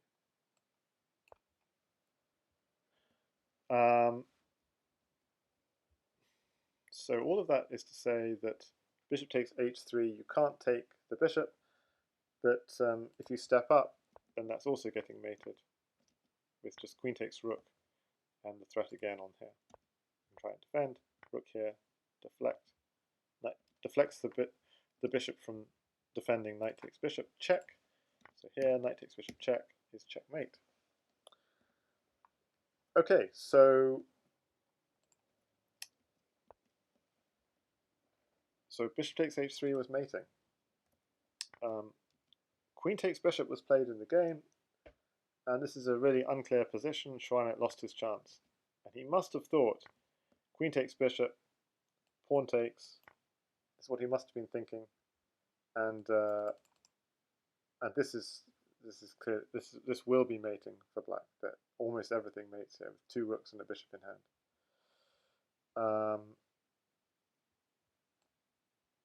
So, yeah, everything is mating here. Everything is mating, but it's a mate in 7, so nothing completely decisive. So he must have thought this was mating, but what happened is that Jasugi99 takes back with the knight, and now it's not so clear. Rook at h2, sidesteps,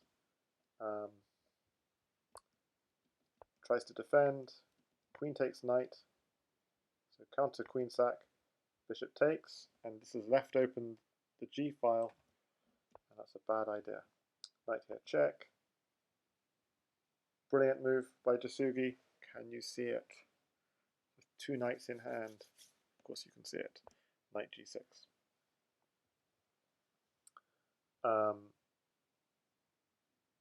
You have to take it. If you take it with this pawn, queen here is checkmate.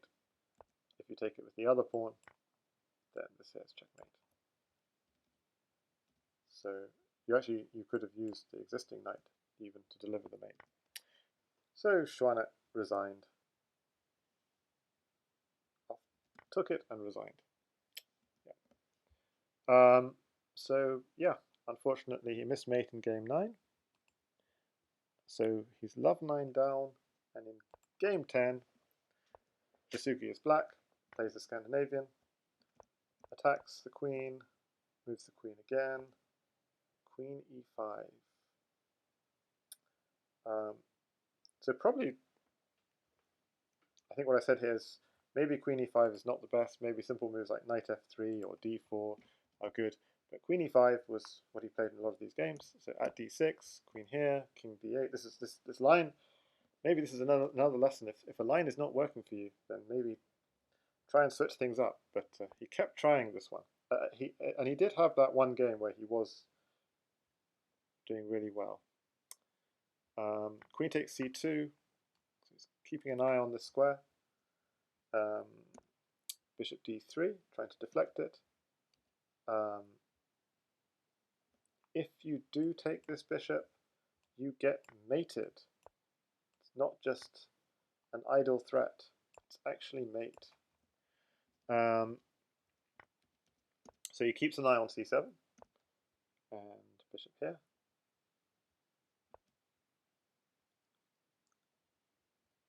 e6.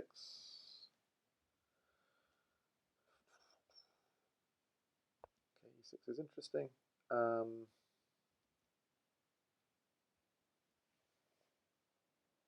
Just trying to think. Is there something else? Apparently, knight f6 is an interesting idea. Takes, give up the queen. And then you have queen and rook both hanging. Black's doing very well here, actually. So that's an interesting queen sack idea. But okay, d6 seems perfectly reasonable. Knight goes back to c3, e5. This is looking... He does give up the queen, effectively, in this position. But white xuanet doesn't take the queen. Gets in a check. He's trying to slowly develop his pieces. Ooh, that looks nasty. Okay, so Jasugi99 wins the queen. He's doing very, very well here, hitting the rook and the pawn, takes the pawn, takes, tries to develop, while also protecting against the fork. Bishop at g5 check, defends. So if you take the knight, you take this knight, obviously. So he takes the bishop. King takes here. He's trying to deflect the bishop, so he gets the knight at check here. But Jasugi99 must think, oh, the knight check's not too much to worry about. Takes, and just gets safe. So black's still doing pretty nicely. Takes. Xuanet attacking, but black is fine. And white tried his best, threw all his pieces at black, but nothing to do. And white resigned. So that's the series, Xuanet against Jasugi99, and Xuanet hasn't recovered from that because after that series he lost the next 10 games or so since then, or 9 games or so since then. Donkey Boy says, I lost 15 games in a row in Crazyhouse. The game is not for me, that's sure. Good night and good fight. Yeah, it's a learning process, but I think it's what you'll notice is it's a fast learning process. So you will get better very quickly at Crazyhouse. It is fundamentally chess, but you have to be very aware of weak squares and mating patterns. And you'll spot mating patterns and mating ideas quickly if you play it. So yeah. But also probably like a lot of the players you're playing are players who've been playing the game for months, for years. So it's not surprising if you're playing much better players that you would lose lots of games to start with. Oh, congrats, new V Chicken then. Okay, so to finish, there was a third master whom Jasugi99 adopted in 2020, and that was mastertan, and he's been playing the game for 20 years. And mastertan was doing very well against Jasugi99 in game 1. So knight at c4, check. This is mastertan is black, and Jasugi99 is on the ropes here. King e2, queen at d2 check, good move. King f3. The problem here is that if king f1, there's knight takes here, and if this pawn takes pawn check, king g1, and you can't go here because the bishop's covering it, but knight f3 is mate. So you have to go straight into the corner, but then there's a 2-knight mate, which is very nice. So the knight's just okay. So Jasugi99 spots that. He goes king f3. And this is what I say to weaker players. You just don't allow your opponent to mate you just too easily. Just try and delay the mate a little. So mastertan here has mate in... I'm not quite sure what it is. Mate in 12 to go. But he didn't play the right move. The move was, you have to put a knight check on e5. He's played so the first two moves are correct. Knight check, queen check. Maybe he dropped the wrong knight check, basically. So this is the correct knight check. And the idea is the king can't run to here. You could take it, or you could run to here or here. If you run to here, then the point is there's another knight check. Now, this is a nice pattern, by the way. Two knights, three apart, are very powerful. That's true in standard chess also. They control all of these squares. So the king has to either come this way or or this way is no good at all, because that's checkmate. So you have to go this way, but now a really nice way of finishing it is bring the queen in. Reroute the queen. You can block, I'll just take. So just to run away straight away is slightly better. Check and checkmate. So that's why you can't come to f4. And if you go to e4, maybe that's a little bit stronger. But then there's queen takes pawn check, and then go to here. Knight here check. I mean, knight at e2 is also good, but knight at g6 is slightly stronger. Takes. The point of this is just because you want to get the queen into the game. And that's checkmate. And so probably the best defense is to take and run to g3. So takes,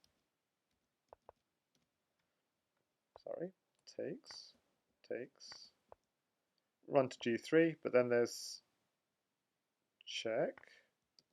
And the point of that check is, oh gosh, there are too many possibilities. But the point is that knight here check, knight takes pawn check, pawn here check. You want to bring the queen into the game. Pawn here, bishop here is checkmate. And it turns out everything else is also mating. But gosh, this game is too complicated sometimes. I have to agree with you. If king h4 directly, knight g6, you open up the rook and get a mate.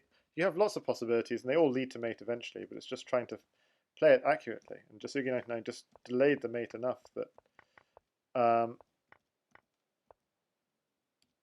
if you take the knight, then queen takes. Oh, okay, that's a bit much, but yeah. This check and queen takes bishop is mate. Anyway, the point is he has a mate here, but it's not necessarily easy to see this move here. Not so easy to see moves like this, but it's a very strong move. So if king h3, you've got knight g5 check, queen takes pawn, brings the queen into the game. Knight here check, takes, and pawn here will lead to mate. Knight takes h2 is the fastest way to mate, and bishop here and pawn here opening up. But okay, it's not an easy mate at all. Yeah, my head hurts when I play this game, says Donkey Boy. Yeah, a game like this, it's painful. It was painful both ways. I mean, it's wonderful that Mastertan had a mate against Jasugi99. He could have won, so it's painful to lose such a game. But it's also painful that it's not so straightforward. Okay, let's look at game 3. So it's black to play here. We're still kind of in the opening. There's a nice move for black here. And the move is simply this. And the point is, if you can open up the d file, the white king is actually very weak. So if you takes, queen here check, knight here check, queen here check, just sack on g2.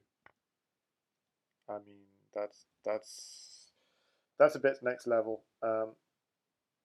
This is a bit next level. You actually give up the queen, and the reason you're giving up the queen is pawn at b2 is so powerful. You can even give up the queen for it. If it takes the knight, we're getting another queen anyway, and it's leading soon to mate.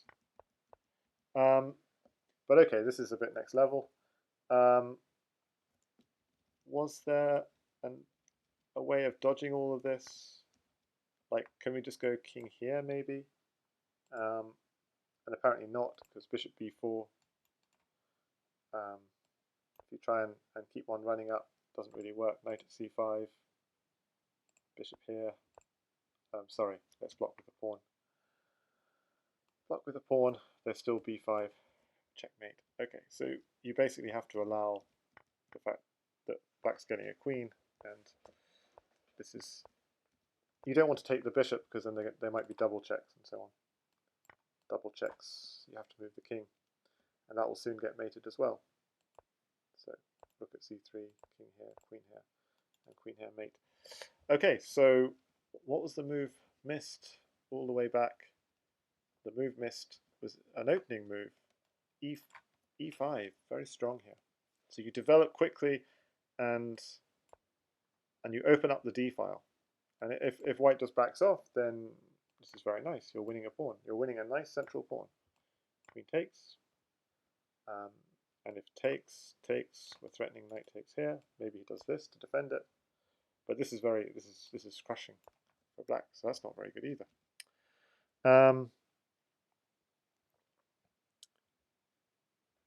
And PKR says, yeah, he has just lost 3 games in which he had forced mate. Yeah. The other painful thing is losing games because you're winning, but then you flag. But that's the game, unfortunately. Okay, so as we said, mastertan had a nice move there, but didn't find it. How about game 4? We're going to play through the game. Jasugi99 is black. So this is a game against mastertan. Jasugi99 going for a Scandi. Dangerous. He's allowing bishop takes f7. So kind of inviting trouble here. Is Jasugi99, but he's saying I've got the extra piece and I reckon I'm safe. So this looks bad for Jasugi99, to be honest. Mastertan already threatening mate, but we're going to see some defensive action from Jasugi99. At f6. Takes, pawn f7. No mate yet. There's no check because the bishop's defending. Just takes. But this looks really scary. Queen g3, hits the queen again. Oh, he's found a little tactic here. How has this game turned? So if I just look back at the position here, it's kind of okay. I mean, the engine still thinks black is doing fine the whole time. But suddenly the game really turns. He finds this tactic, knight at f3, picking up the queen. Wins the queen, and somehow his own king is safe. Just trading pieces. Oh, wow. What a game. I mean, what a game. That's checkmate. Lucas Shack says, it takes a bit of practice, but after a while you start recognizing recurring patterns. Yeah, Donkey Boy is right. Queen is not the best piece. Pawns and knights are dangerous, yes. And even bishops. I mean, queen is the best piece, but only by a little bit. You have to be willing to give it up. But it's not the best piece precisely because it is the best piece. And because it's the best piece, it could turn against you. So this is Crazyhouse. So Crazyhouse is the age where everyone's a mercenary, and if you pay them enough, they can turn against you. It's that kind of concept. So that's why the queen is not valuable, because if the queen turns against you, then it's not so useful. So the queen is only valuable as long as she's fighting for your side. If the queen can switch sides and fight for your opponent, then that's why the queen's not so valuable. Game 5. Oh my goodness, what a complicated game. I didn't show you actually what actually happened in this game, so I should have shown you. No, sorry, it was not this one. It was in this game with e5. I want to show you what actually happened in the game, just to show you, like, by contrast. This is what actually happened. Mastertan should have played e5. Instead, he played knight f6. I just want to quickly play through the game. And I'll turn it around so we're seeing from Jasugi's perspective. This is just Jasugi stays very safe, backs off, opens up the H file, sacks on f7. He's already got a weakness on f7, builds a pawn chain, takes that en passant, obviously. Okay, mastertan is breaking down the pawn chain. But knight takes rook's a threat. Takes. Ooh, the back rank is an issue. Oh, the back rank really is an issue. Mastertan trying to get some counterplay. But oh my goodness, it's painful. So the problem is white's attack is faster. They both have back rank attacks, but very solid. Very solid. Okay, so that's how that game finished. So that was game 3. Game 4, we saw game 5. Game 5, we're going to just jump into the middle of the game. Mastertan is black and had a nice move here. The game continued, knight takes e5, takes, and takes here. And white's doing well. So it's a fairly obvious move, just take here first. So take. But he didn't because he's afraid of this. Queen h4 though, you can move the queen with a counter threat. So this is quite fun actually. Okay, so just going back to the initial position. You want to take, hang on, so why can't you take, and take with the queen? Yeah, you can't take with the queen, this is very subtle, because bishop at g3 defends the mate and hits the queen, and then we're going to have 2 pieces hanging, and you can't defend them both. But still, black's doing okay, apparently. So it's not the end of the world. But knight takes e5. Yeah. Apparently you can just take the bishop straight away. So the move that black misses is takes here with attack on the queen. But white, if he just takes back, we're taking back. Black is just totally in control. So what white has to do is counterattack like this. And now this is quite scary because if we take the queen, we're losing our queen. With check, and that's not going to be good for black. I mean, it's going to be not ideal. But white's got a really interesting move, defending with the counterattack. But white's got a really good move, defending with the counterattack. But black's got a really good move, taking the defender with the counterattack. But white's got a really good move, defending with the counterattack. So what's going to happen at the end of all this? So we don't have time to take white's queen, because otherwise we lose our queen. So our queen is just like some desperado piece. It just has to fling itself away, because it's getting lost anyway. So we must defend, we must like counterattack. King takes h2, king takes queen. Now what to do? If we take the queen, we could take the queen, but let's just throw in a check first before we take the queen. And the point of this is if the king goes back here, then it turns out we could just take the queen and threaten mate in 1. And we're apparently winning in this position. But apparently, this is just some crazy stuff. If you do this, and then take the queen, and now we're again threatening mate in 1, then somehow this is better. Why on earth would it be better? And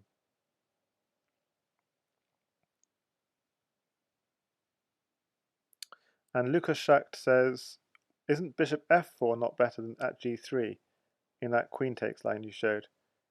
Feels like you want the threat on h6.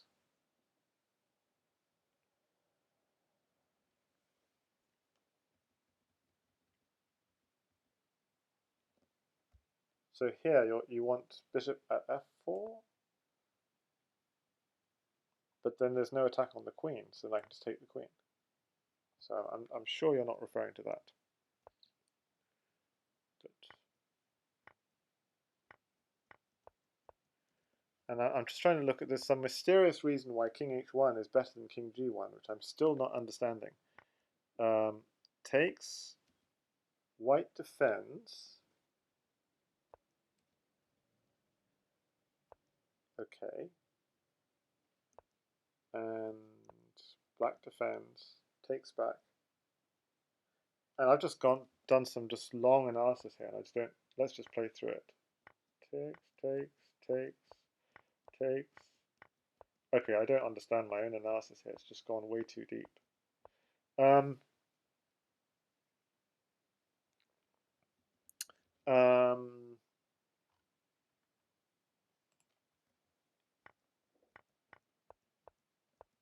trying to remember.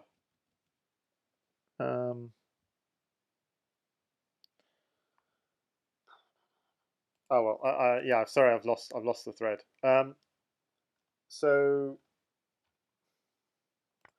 So takes, counterattack.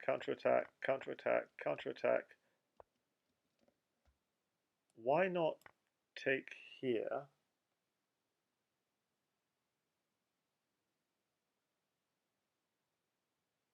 Oh. Apparently taking now is, yeah. So take here. So we're threatening queen at h2 mate. Why can't we now just go queen at h3 like before? Okay, this is the reason why king g1 is bad, which I don't understand, but we're going to work it out. At f2, king h1. Oh, I see. So king g1 allows this f2 idea, and you can't just take it. You can't take on f2 because otherwise, queen at e1, and you're threatening queen takes rook next. So if you move this is very easy. This and takes. And if you block, then it's the same thing. You're just going to take on here. Oh no, you don't take on here. Just go rook at g1 straight away. So it's very important in this position to go king h1 to stop at f2 ideas. So then takes the queen, and white tries to defend with the queen, and apparently, yeah. Okay, so black defends again, rook takes back, bishop here. I mean, this is, I'm playing this line which I don't really understand fully, but king takes, bishop to e5, knight takes rook with a mate threat on h2, rook takes, f2 with mate threats, takes, queen at e1, knight at g1. And the point of this, I was saying, is queen takes f2 is a bad idea because then double check, and a check, and a check, and a check, and a check, and a check, and a checkmate comes. But there is apparently a defense here against all of that nonsense, and that's bishop at g5. But okay, I don't. This is just going way too deep. But all of this is just to say that bishop at e2 is very interesting in this position, but mastertan didn't play it. Instead, what happened in the game, and I'll just flip the board to show what happened, is he went for this. He went for knight takes knight. And how does Jasugi99 continue? Takes here, defends his weaknesses. Okay. Takes here, check, takes back.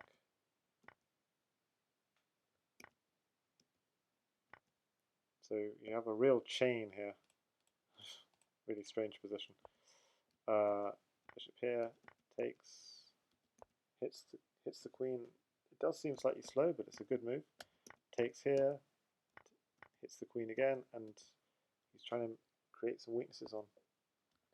So why can't he just take here? Because then there's takes here, which is awkward. In fact, there's knight e7 first here, and knight g6 is a problem. And if you go king h7, knight at g5 is a problem. These are serious problems. Knight at f7. These are serious problems that don't have good solutions. So this is actually mating, apparently. So bishop takes g6, actually, it's nothing to do with this. It's their ideas. Dangerous ideas with knight at d7. Knight d7, knight g5. Why don't the ideas work directly with knight at d7? Knight at d7, king h8, then bishop takes g6. Apparently no good. Just add h7 or something. Not so clear. So, okay, what happened here is knight here, bishop takes e6 happened. Tries to get in on g6, knight here, check. Throws the knight away. Of course, you can't take it. Or bishop here is checkmate. Now, hang on. Why can't you take it? Oh, you can't take it because it's a double check. Yeah. And he could have gone queen here, checkmate, but instead goes for the knight checkmate. So that's how Jasugi99 won game 5.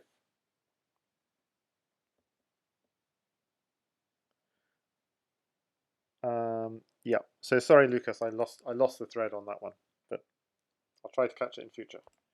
Okay, so game 6. So we're halfway through the mastertan adoption. Queen backs off.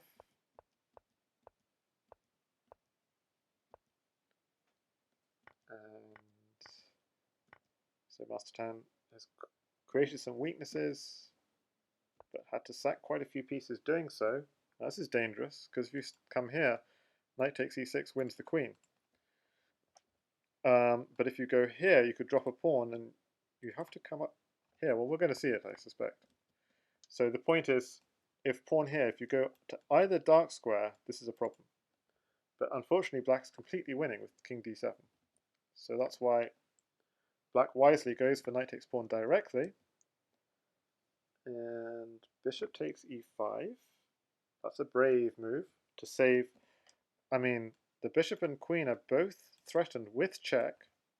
And he decides, oh, I'll just give up the queen. And so white is clearly better here. At e6, this is painful. You know, how is Jasugi going to come back from this? Two huge weaknesses around his king, and his opponent's got a queen in hand. Okay, so what does he do? Bishop at b4 checks, just blocks. What's the problem? Knight here. So threatening knight takes g2. That's easy to defend.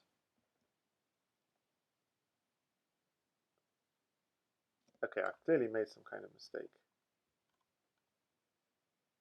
The mistake I've made is that e6 didn't actually happen. e6 is strong. Check, knight here, check, just castles, and white is doing very well. e6 didn't actually happen. Mastertan was a bit more direct. He went at d7. So I'm going to have to... I'm sorry, that's a bit weird. Yeah, e6, the line I just showed you. Knight h4, you can castle, or there's an even better move, possibly, which is queen f7 check, and pawn at g2, and allow this, and don't worry about it. And yeah, just take everything. And that's checkmate. Okay, so castling is fine, but this is even stronger. Actually, allowing yourself to be attacked a little bit. So yeah, castles is fine, but queen at f7 is a killer. Queen at f7 and pawn here is a killer. But okay, this is all in the e6 line. What actually happened in the game was at d7. So Mastertan went very direct, and that wasn't necessarily the wisest thing to do. Because Jasugi99 somehow survives. Check. Ooh. That turns out to be a mistake, because knight c2 check. You're not interested in the rook, you're interested in the pawn. Why? You're hitting the queen, so the queen moves. Oh my goodness. How is Mastertan getting into so much trouble so quickly? This knight takes bishop, that's a free bishop. Loses the knight, but pawn here, attacks the queen, goes for some kind of counterattack. King simply goes to c7, totally relaxed. And black wins on time. because white just has no moves. If the queen moves anywhere, like if the queen just goes here, for example, bishop c2 check is winning. Even if white got in a check, just king here, there's no good. I mean, yeah, king here, knight takes d4 is coming. King f1 at e2 is coming. There's no defense here. This is going to promote, and it's going to smother. So yeah, that was game. So that was game 6. So I'd say the critical point in that game. So that's the thing. Crazyhouse. That's why people love Crazyhouse. Is even against the top players, even against better players, not against top players, but you get chances sometimes. So mastertan had a chance here with at e6, which would have really put him in the box seat to win this game. But he went a bit too direct with at d7, and Jasugi99 managed to fight back. Okay, we're going to show you, we're going to skip game 7, go straight in to game 8, which I thought was also interesting. Jasugi99 is black, trying to put pressure on that central pawn. Takes. He's giving up his piece for a pawn. d4, bishop e7, h3. Just going to sack for a weakness on g3. Now, queen takes f2 is fine here. No reason to go king takes f2. So king takes f2 is a mistake from mastertan, because it allows what happens next at f4, hitting the dark squares around the king. There's no reason to do this. So knight h5. So black's got a slight edge. At e3, king pushes back, castles, knight takes g2, king takes. You only got one knight in hand, so black says, yeah, I'm safe. Knight h5, steps back. Bishop takes e3, trying to clear away this pawn chain in takes. So I say here, white has returned both pieces and is now a pawn up. But worse, because black has pieces in hand, and also a nasty tactic. Can you see it? So black's got loads of pieces in hand, but a nasty tactic. I don't see a nasty tactic.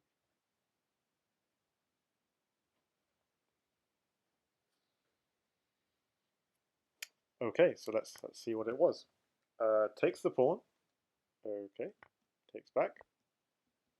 Oh. Takes the pawn, cleared away this rank. Wow. Queen here check, queen takes knight. White's best piece, ripped off the board. At f6. Ah, beautiful. Okay, so trying to deflect the queen so you can take on f6. Just takes on f6 anyway. Bishop at e5. Yeah, that's a pretty old move, isn't it? So defending with an attacker. But just knight takes bishop, I'd be concerned about, but yeah, it can't, it's pinned. So the queen moves out the way. Knight at g6 just keeps on harassing the opponent queen. Takes, check, and checkmate. Okay, wow. So just showing Jasugi's class here. Okay, so game 9. Okay, strong center, good principled play. Knight f4. So he's hitting the weak d5 square. Bishop g4. Slight error, apparently. Just castles is good. Castles, takes. You don't want to take with the queen because... Yeah, why don't you want to take with the queen? Queen... Yeah, I'm not sure why not take with the queen. Takes. Knight at d4. No, this seems fine. Nothing wrong with this. So the game, yeah, I don't understand why I have this line here. Just back off a second. So knight here is interesting because we're hitting this pawn. Bishop here is interesting. h3 is a slight mistake because takes. Oh, queen takes. This is what happened in the game. Queen takes. d takes e5, d takes e5, knight at d4.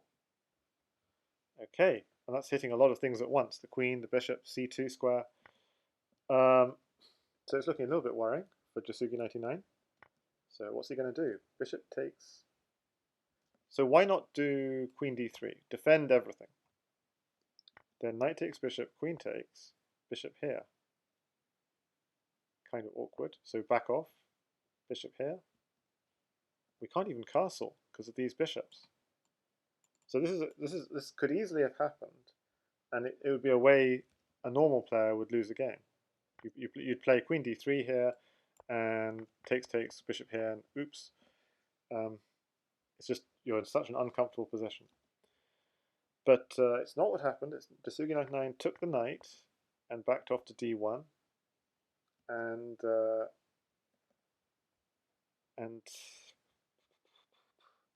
the move here, which mastertan missed, was bishop at g3. Because if you take it, then check, takes, put that pawn on f2 and put another pawn on e2. If you take with the knight, the point is knight takes e2. And if you take with the queen, knight takes here, and you're winning that queen back. So the white king is getting wrecked. So bishop at g3 is a very interesting move here, bishop at g3. And if you do the obvious move, bishop at e3, just trying to defend, then bishop takes knight, bishop takes bishop, and you use that knight to hit g2. And then you hit f3 again. You can't take, because then takes, this is just too much, and how do you defend? Maybe rook g1 or something, but it's just uncomfortable. Okay, so I'm not sure. Maybe rook g1 is the best move. Bishop c5. The game goes on, so it's not totally clear. But black is doing very well. Basically, 3 pieces in white's half of the board. So white is not doing well. So bishop at g3 was missed. Instead, bishop at a5 check. It seems reasonable. Doesn't seem so bad. But c3 looks good, or at c3. At c3 was played, slightly safer. Knight takes c3. Okay. And interesting move here is queen takes d4. And it looks like a terrible move, because surely knight b5 check and win the queen for free. But wait a second, we can move the queen back. And we already won a piece, remember, with the queen. Now we get a second piece with the queen. It's not so bad. 2 pieces for the queen, and no black pieces in my half of the board. So not so bad after all. But what happened in the game was actually slight error. Takes here, bishop d2, takes the rook. And we can't even take back. How annoying. And we haven't even got the trick of some kind of check to defend that pawn. So just castles. Get out the way. And f3 was played. Actually, f3 is nice, but e2 is also nice. Because if you take, I don't know, just it's another approach. But f3 is fine. F3 is good. F3 takes, queen takes. Okay, how is Jasugi99 going to come back from this? His king side is wrecked. King takes at f3. Good move. Back rank threats. So the threat is go here, takes, and then go here, and get maybe the king can slide away somehow. Gosh, I can see it happening. Check, rook here, check. I did say he's just going to slide away to h2. He's somehow surviving. Black is crushing this, completely crushing this. Rook takes bishop apparently. King takes, pawn here, check, takes. Bishop here, check, blocks, knight here, check. Bishop here check's really nice, by the way, because it cuts off the queens. Yeah, I mean, that was defended anyway, but it cuts it off further. So this just knight takes bishop, and the queen will be coming to here next. Bishop here, check, rook here is checkmate. So rook takes h1 is completely crushing. But at g2, can't be that bad. Just take the bishop next move. How on earth is Jasugi99 going to win this game? Game 9 of the series. Takes, takes back, king takes, not the best move, because apparently it's mate in 10 now. But bishop here check, not necessarily the best approach. Maybe queen g5 apparently is stronger, but okay, bishop here check, king to g3, mate in 5 now, rook g1 check, not the move, queen g5 check was the move. At g4, rook at f3, king comes back, takes, blocks, queen takes knight, blocks, rook takes bishop, is mate. Queen takes knight because the knight is the defender of g2. So that was what was missed. So queen g5, queen g5. Or rook f3 is another idea. Rook f3 and rook here, and then double check and checkmate is also a pretty cute idea. And there are other lines too. The king could come forward to g4, but that doesn't help much because then we can take a knight with check, bring that knight in, and that's also checkmate. So okay, there were some mates here, but instead mastertan went rook g1. So rook f3 we said is mating, queen g5 was mating, but instead rook g1, and the defense goes on at g2. Queen g5 comes in at g4. If only we just had a, yeah, not quite, because the king's sliding away. And mastertan realized the one piece holding white's position together is the knight. So he went queen takes knight. It's not the best. Notice you can't just do a slow move like h5. This would be very tempting. So why not just do a slow move like h5, take all the pieces? Yeah, that doesn't work because that bishop, even though it's pinned, it can defend a pawn on d7. King here, and then the knight on the back rank. And that's a problem. You can't go to here because knight b7 is checkmate. And you can't take it because king here, pawn here, and knight b7 is checkmate. So that bishop is not just a defender, that bishop has got mate threats associated with it. But the knight is the piece that's holding the position together, because if you can take here and take here, surely the game is up. Unfortunately for mastertan, we don't take with the bishop. Obviously, if you take with the bishop, the game is up. Rook takes, king h4, knight at g6, king h5, rook at h4, king g5, h6. It's mate. Of course, he saw this. But of course, king takes, knight here check, king e3. He gets away from this rook takes pawn idea.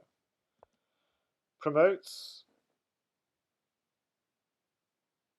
and you can't just block, because otherwise queen takes f2, king takes, rook here check, king here, and rook takes pawn is checkmate.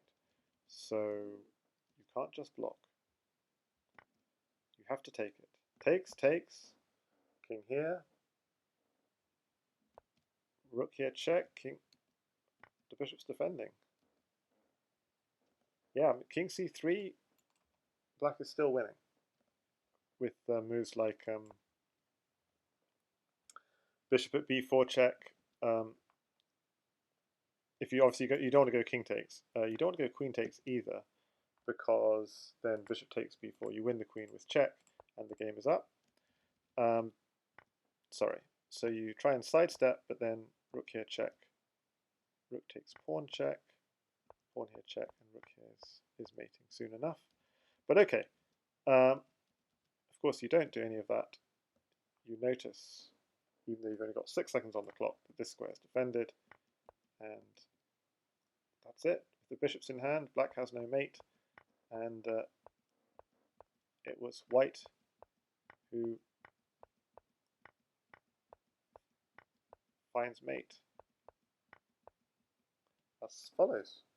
So that was game 9. So mastertan did have a mate in 5, but did not find it. So just to recap, the mate in 5 also is in this position, probably neatest is queen g5, blocks, rook f3, rook 3 takes f2, blocks, take the defender, and mate. But that wasn't found, and so 9-0. And we go into game 10. Jasugi99 is black. We have another Scandi.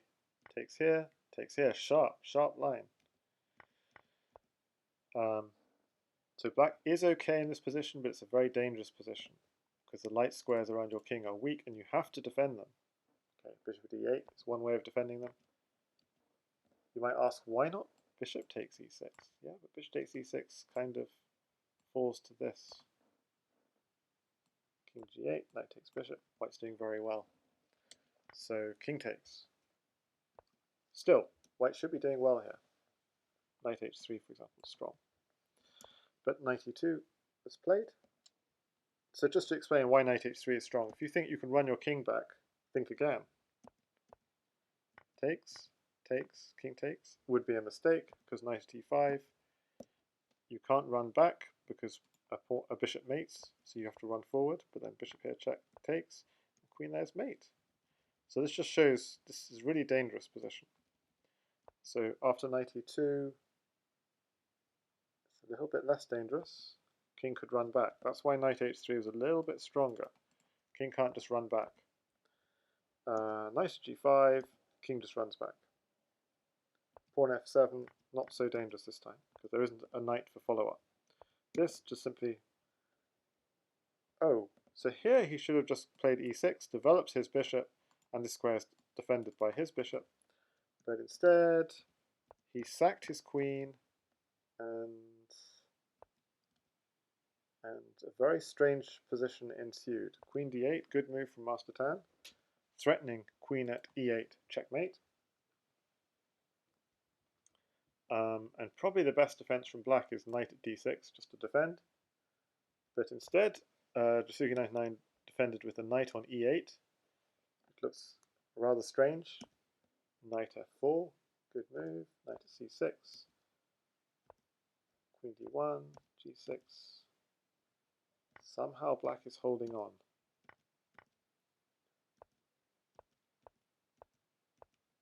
It's holding on, but still white's doing well.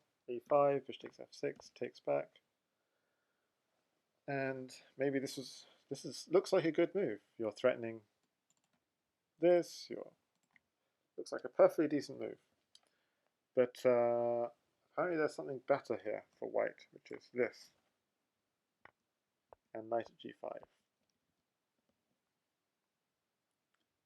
Obviously, if you go this way, this check and takes here is threatening knight here, checkmate. That's very strong. So you have to go the other way, but then this one, and queen takes knight anyway, queen takes rook, winning a lot of pieces, queen takes pawn. So this is just, yeah, devastating defense. So no immediate mate, but it's just devastating, giving up the queen, but winning a lot of material. But instead, at d5, still looks decent. But knight d8, very strong defense. Takes, replaces the pawn. Knight f4, good defense. Queen f3. Bishop at e8, again a slight mistake. Because bishop at g4 was apparently the strongest move. If you just go queen here, what's the problem? The problem is this. And if you just go here, you're allowing too much apparently. With moves like knight at e3 check. No, not knight at e3 check. Knight at... Okay, this is just too difficult. Okay, I mean, I don't understand. Knight at e3 is far too difficult.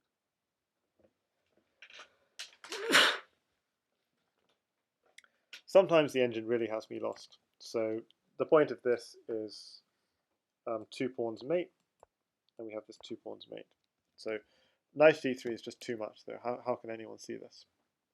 But I can see how you're threatening this, but and I guess you're threatening this as well. So it's an impressive move.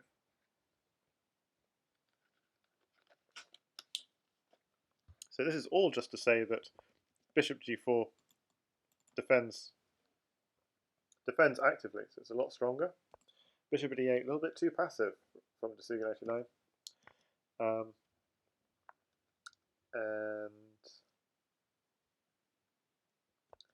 queen at e6. There's no mate though, so the game goes on. Queen takes bishop. The knight is pinned, putting pressure on the pin. So white's doing well here. What is going on? White was doing well. Apparently, yeah. Taking is not necessarily the best idea. Just taking the pawn was good. But okay. So I'm not supposed to be doing a deep analysis, but whoa. Takes. Knight here. Queen here, check. Blocks. Black takes the queen. He says, okay, you have no scary discoveries. The knight goes, well, how about that one? So if you come here, I'm going to go knight here, checkmate. Is that scary? Nah, not scary. I just block. Says black, okay, I'll take back. Knight takes f6, takes. I'll put pressure on the pin. Yep. Black's doing well. Queen takes e2, king takes e2, f3, check. But this is a brilliant idea, actually. So black is doing very well in this position. And what the move he wants is bishop g4, check. Knight f3, bring the rook in, bring the queen in, sack the queen, and just he's doing very well. Just controlling. He's got too many pieces. If you take this pawn, just bishop here is checkmate. So so black is doing very well, but f3 is it's a really beautiful idea. So if you take this pawn, completely natural. This is actually a really beautiful mate. Knight at f4, king d1, queen e2, king here, knight at. And if you try and run away, oh, black doesn't have anything.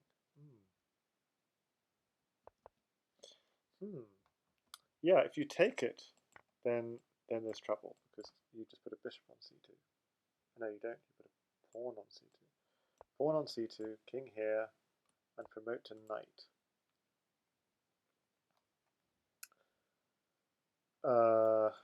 This square is covered. So takes, knight takes. If king a1 ever, knight takes b3 is the problem, so take again. Rook at a3, exploiting the pin. King b1. Bishop a2. King a1. Bishop takes b3. Can't take it. So blocks. Takes. Here. Pawn at c2. Rook takes. Queen takes c2. Okay, this is too much. But all of that is to say that this brilliant idea of opening up b2 so he can't run this way. Knight here check. If he tries running here, then obviously bishop at g2, king g1, knight at e2, king h2, and queen h3 will be mate. So okay, you open up that square, but actually you can just run the other way, and there's no mate.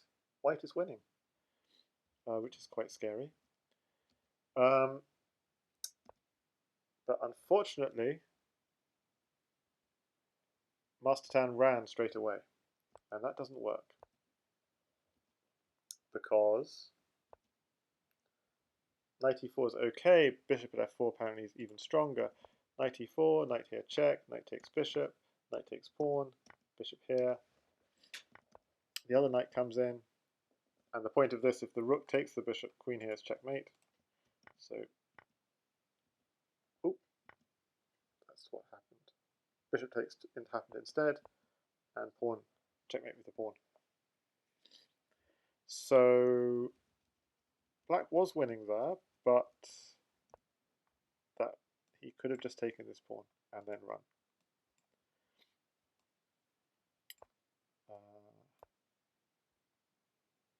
Yeah, so by running straight away, what's the difference again? By running straight away, he allows he allows 2 knights to hit this square. And if you ran this way straight away, that also doesn't work, because queen at e2, king here. Apparently queen takes c2 is mating. Bishop f5 check. Black has enough to mate. So it's really weird that black has enough to mate, but if you do take like so, this actually defends the e4 square. And then there isn't anything. There's no queen takes c2. Doesn't work in this position. This king d2, there's nothing. Okay, so curious position. Zafi Chessboy says, do I accept challenges? No, I'm not taking challenges. This is a commentary stream from the 2020 candidates, and we've just completed game 10 to see how Jasugi99 managed to adopt 3 different people. VariantsOnly first, then xuanet, then mastertan. 3 masters of the game. Thanks, by the way, people who followed me, Zafi Chessboy and Michelle06400 and Talsac and Valerio Romano and earlier CSA947. I'm just going to see, that's it for today pretty much. I'm just going to see if anyone else is streaming Crazyhouse, because the Crazyhouse Shield, after all, is happening right now.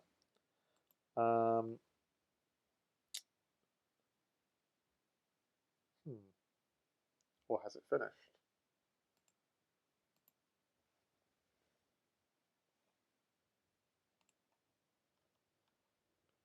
Crazyhouse Shield Arena. 14 minutes to go.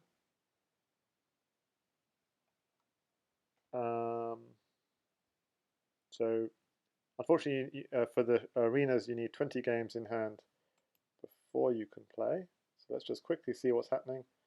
Fumitox has an unassailable lead and has left the room, confident in victory. And Marlon says Yasa is in the house. Oh, wonderful. Okay, so what I'm going to do to finish this stream is we're going to watch some Yasa live action.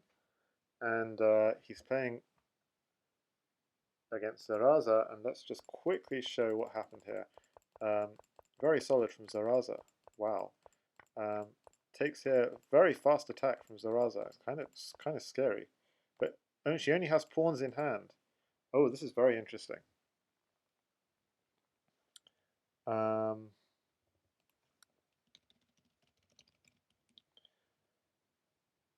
Okay, so only pawns in hand. So she's looking for a knight, which makes sense. And she gets a knight. So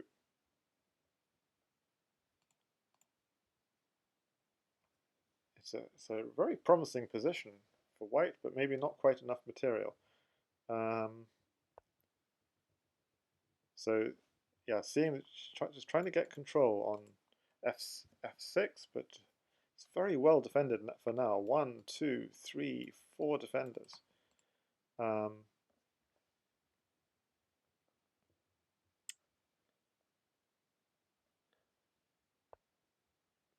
Queen d3. Looks like she wants a second knight, but I'm not quite sure it's quite enough for a mate. Okay, so yeah, she just goes for the knight. Lucas says 1900 feels very underrated for how Zaraza plays. Yeah, she's a good player. So she's won 6 times against me. So just goes straight in for f6. It is defended many times, but she's going to get material, and that's good because look how g7. Ooh, just for a second there. Yeah, I guess it's cunning. Takes. For a second, g7 is undefended, but takes, and now it's defended again. Trying to see how to make progress. Throws in a check.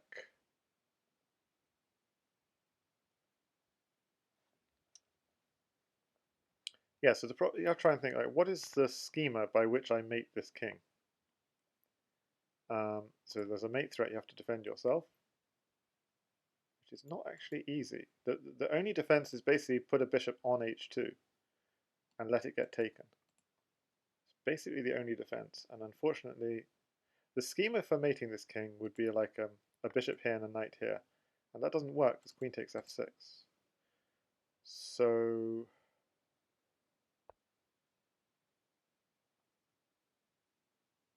knight takes rook will come with threat of pawn here and queen here mate. So instead he wants knight takes bishop, but bishop takes knight. I see. So bishop takes knight, knight takes is his plan. That doesn't work. So there's still a mate threat here, and no pieces, so he gets the mate. So Yasa, unbeaten in this shield, wins again. So we'll just for the last 10 minutes we'll watch some Yasa Crazyhouse, and I think he's a very instructive player to watch. He was in some trouble here with his king, but he just kept his king safe enough. Just about safe enough.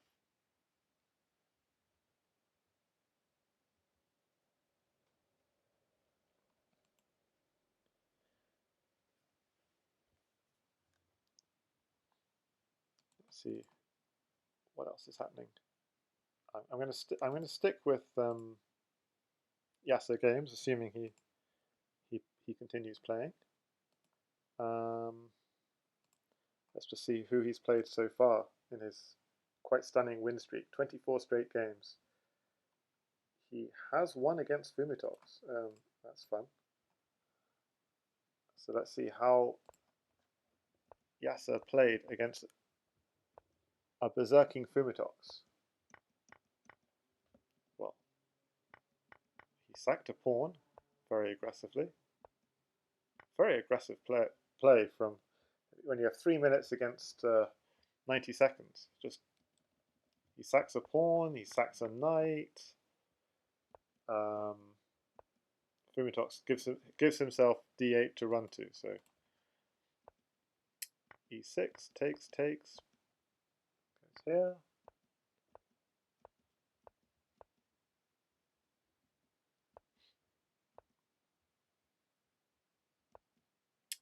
Blocks. So that's the problem with this move. It would be a good move, but unfortunately, Black was able to defend with a counterattack, which is why it becomes less good. Takes. Dangerous attack on f2. Yasa says, I don't believe in it. And Fumitox says, yeah, true, I don't have the pawn I want. So he takes the pawn. By that time, white castle to say safe. Takes, knight here check. Of course, what he wants is takes and takes, but he's not going to have that pleasure. Takes.